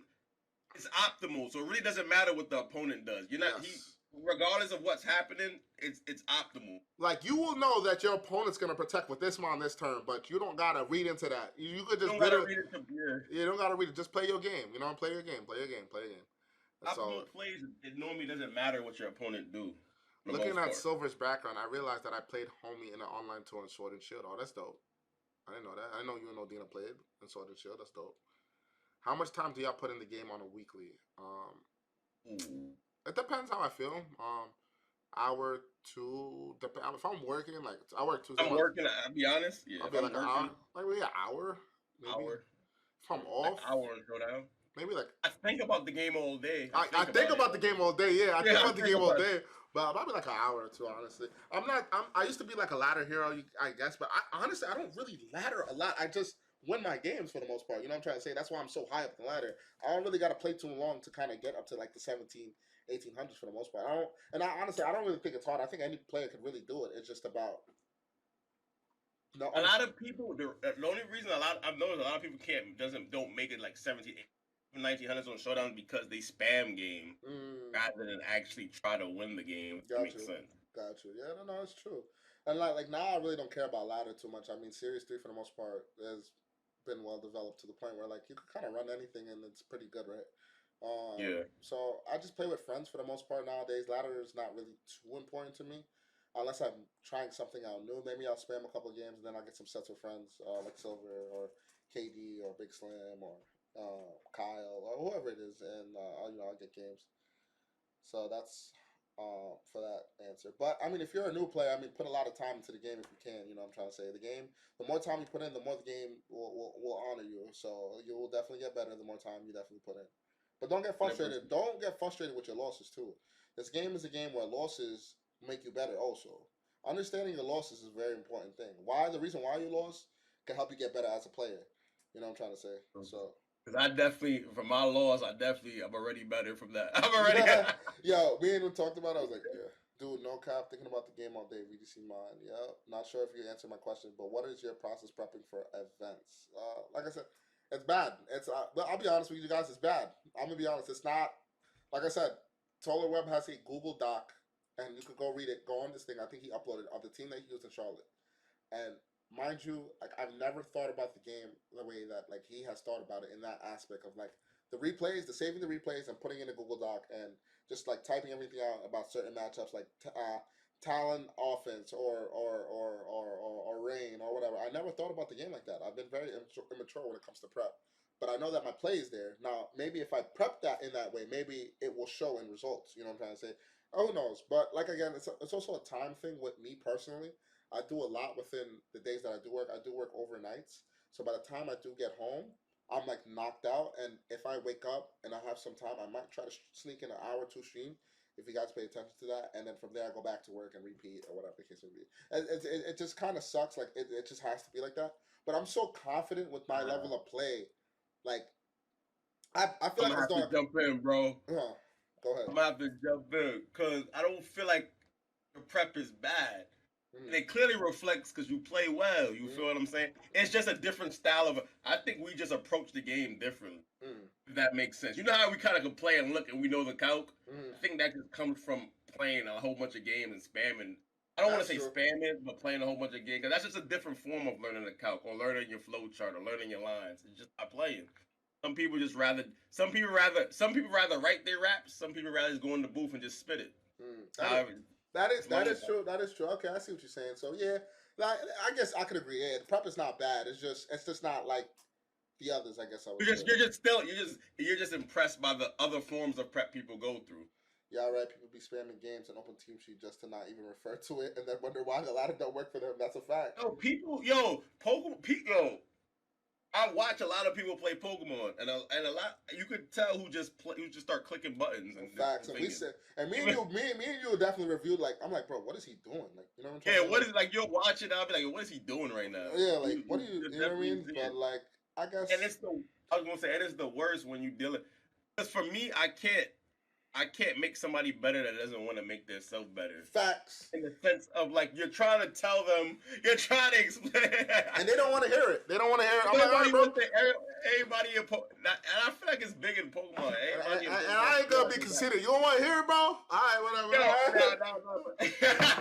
Everybody in Pokemon. I know a little something. You know what I'm trying to say? Like, I might not be like as good as these guys. I got a couple things. You know what I mean? I got a couple things to my name. I could tell you a little something. You know what I'm trying to say? If I see something wrong, I'm gonna help you. And I want all the homies. I want all the homies around me to be good. Like, I don't want nobody left out. I want all my homies to be in day 2. I want us to be in Top Cut. I want us, like I said, I told Silver, and I'm gonna say it publicly. I said, me and you are eventually we're gonna be the face of this VGC stuff, and I say it all the time. We're gonna be the face of this because we're gonna kill it. You know what I'm trying to say? If we focus and put our minds to it, we're gonna kill it, and that's how I felt. You know what I'm trying to say? And that's how I feel, and that's how I'm always gonna feel. I feel as though I could be anybody that plays this game. I feel as though I'm one of the best of the best, and so on and so forth. And I say the same thing for him too. And you just gotta speak. Sometimes you gotta speak into reality too. You know what I'm trying to say? Maybe people might not feel a way about me, but that's how I feel about myself. And if you have that level of confidence, it can only bring you further. Especially if you could play to that level of confidence too. You know what I'm trying to say? So. Jeremy says, I've seen the Google Docs and I immediately feel self-conscious. Yo, I'm telling you, I'm like, wow, I'm Don't dumb. do that. Don't. It's just because I can already see Lorsy feeling subconscious. Don't do that. Yeah, I've always felt like that. It doesn't make you a better player. Yeah. It doesn't. I mean, it makes you a better player, yes, but it's just a different form of practicing. Yeah, just putting it on paper. That's true. I could look at because I don't do that, but I know my lines into teams. Yeah, that's a fact. I know. Okay, I'm going with these 4. I'm going to these. And even if I have no prep into a team, like I'm not gonna lie, I'm so experienced with the game. Like I could figure out my lines while playing. Like you know what I mean? You figure it out. You figure it out. And it's hard. Like I would say that's why I'm saying it's very important for newer players. And that's why. That's why. Go ahead. No, my fault. I was going to just say, and that's why that only follow, because now if you're only following the lines, when if the game takes a shift, you don't even know what to do anymore. And you could tell when people only know the straight this line, turn 7, this gonna happen. It's impossible. How you have them lines without me playing? Yeah. That's true. Yeah, I think we can all test that. I've done well at regionals without ever making spreadsheets. I never went for that either. Went for that ever. Okay. Yeah, nah. Like I said, I've done well at events. I've like a top 16, one of the most hardest regionals, without like even doing one calc on the team. I kind of just said, this is good, this seems good. All right, this is cool, and we're gonna rock with it, and we're gonna roll. You know what I'm trying to say? And I beat a couple, the good names. I'm pretty sure they had Google Docs. You know what I mean? And and then like at the end of the day, it also comes down to matchups too. Like it's not always gonna be everything's not gonna be cut and clear. Like if the matchup's 70-30 in your favor, the matchup's 70-30 in your favor. And you know what I'm trying to say? Sometimes it's like I played like a lot of my games were like a 5 minutes and 2 O's because like I just literally just knew like this is what I had to do to win. Boom, boom, boom, boom, boom. Get them on my face. All right, sign the matchups and proceed from there. Or whatever, and then I knew games like I couldn't win. Proceed from there is crazy. No, but that's just how the team functioned. Like just put in pain, and just get them out of here quick. Don't let them beat them in 5 minutes. Don't have them have time to think how they're gonna adapt, whatever. Just get it, Let's go. Let's keep it, let's keep it pushing. And that's how the team functioned. That's why I liked it a lot. It was cool. It was a different, like I said, different style for me. I haven't played HO in a minute, and it was cool because I've always been just pretty much a balanced player for the most part. But yeah, man, like this was dope. I really like this. I'm not gonna lie. I really, really appreciate you like coming on and doing this with me. Like I said, I wouldn't want it any other way for the first, episode of this. Thank you all, everybody who tuned in. I wasn't keeping track of the people that tuned in. Thank you, you all who tuned in. I hope that you guys really. I need some feedback. So hit me up on if you could tweet out. And let's try to make this kind of big. Let's kind of make it a big thing. Like, who do you want to see next? Who do you want me to interview next? I think this was dope to do with, like I said, Silva. From us both being from New York, being from the boroughs, and playing Pokemon, and having similar backgrounds when it comes to the game, and work wise, and things like that. It was just like I said, it was dope to do. But I think that we've hit almost everything, right? For the most part, I feel like we talked about a good amount of stuff. We even had the question and answers. That was fire. So it was dope. So like I I said, leave pray feedback for this. that you don't mess with mobile wings, but that's whatever. That's whatever. Gundam is still goaded. Gundam is. But I'm a like a weeb. I like even the ones that people don't like. I like everything. So I don't really believe in the top 5 stuff. Like I would put in my top 5 would be without. See.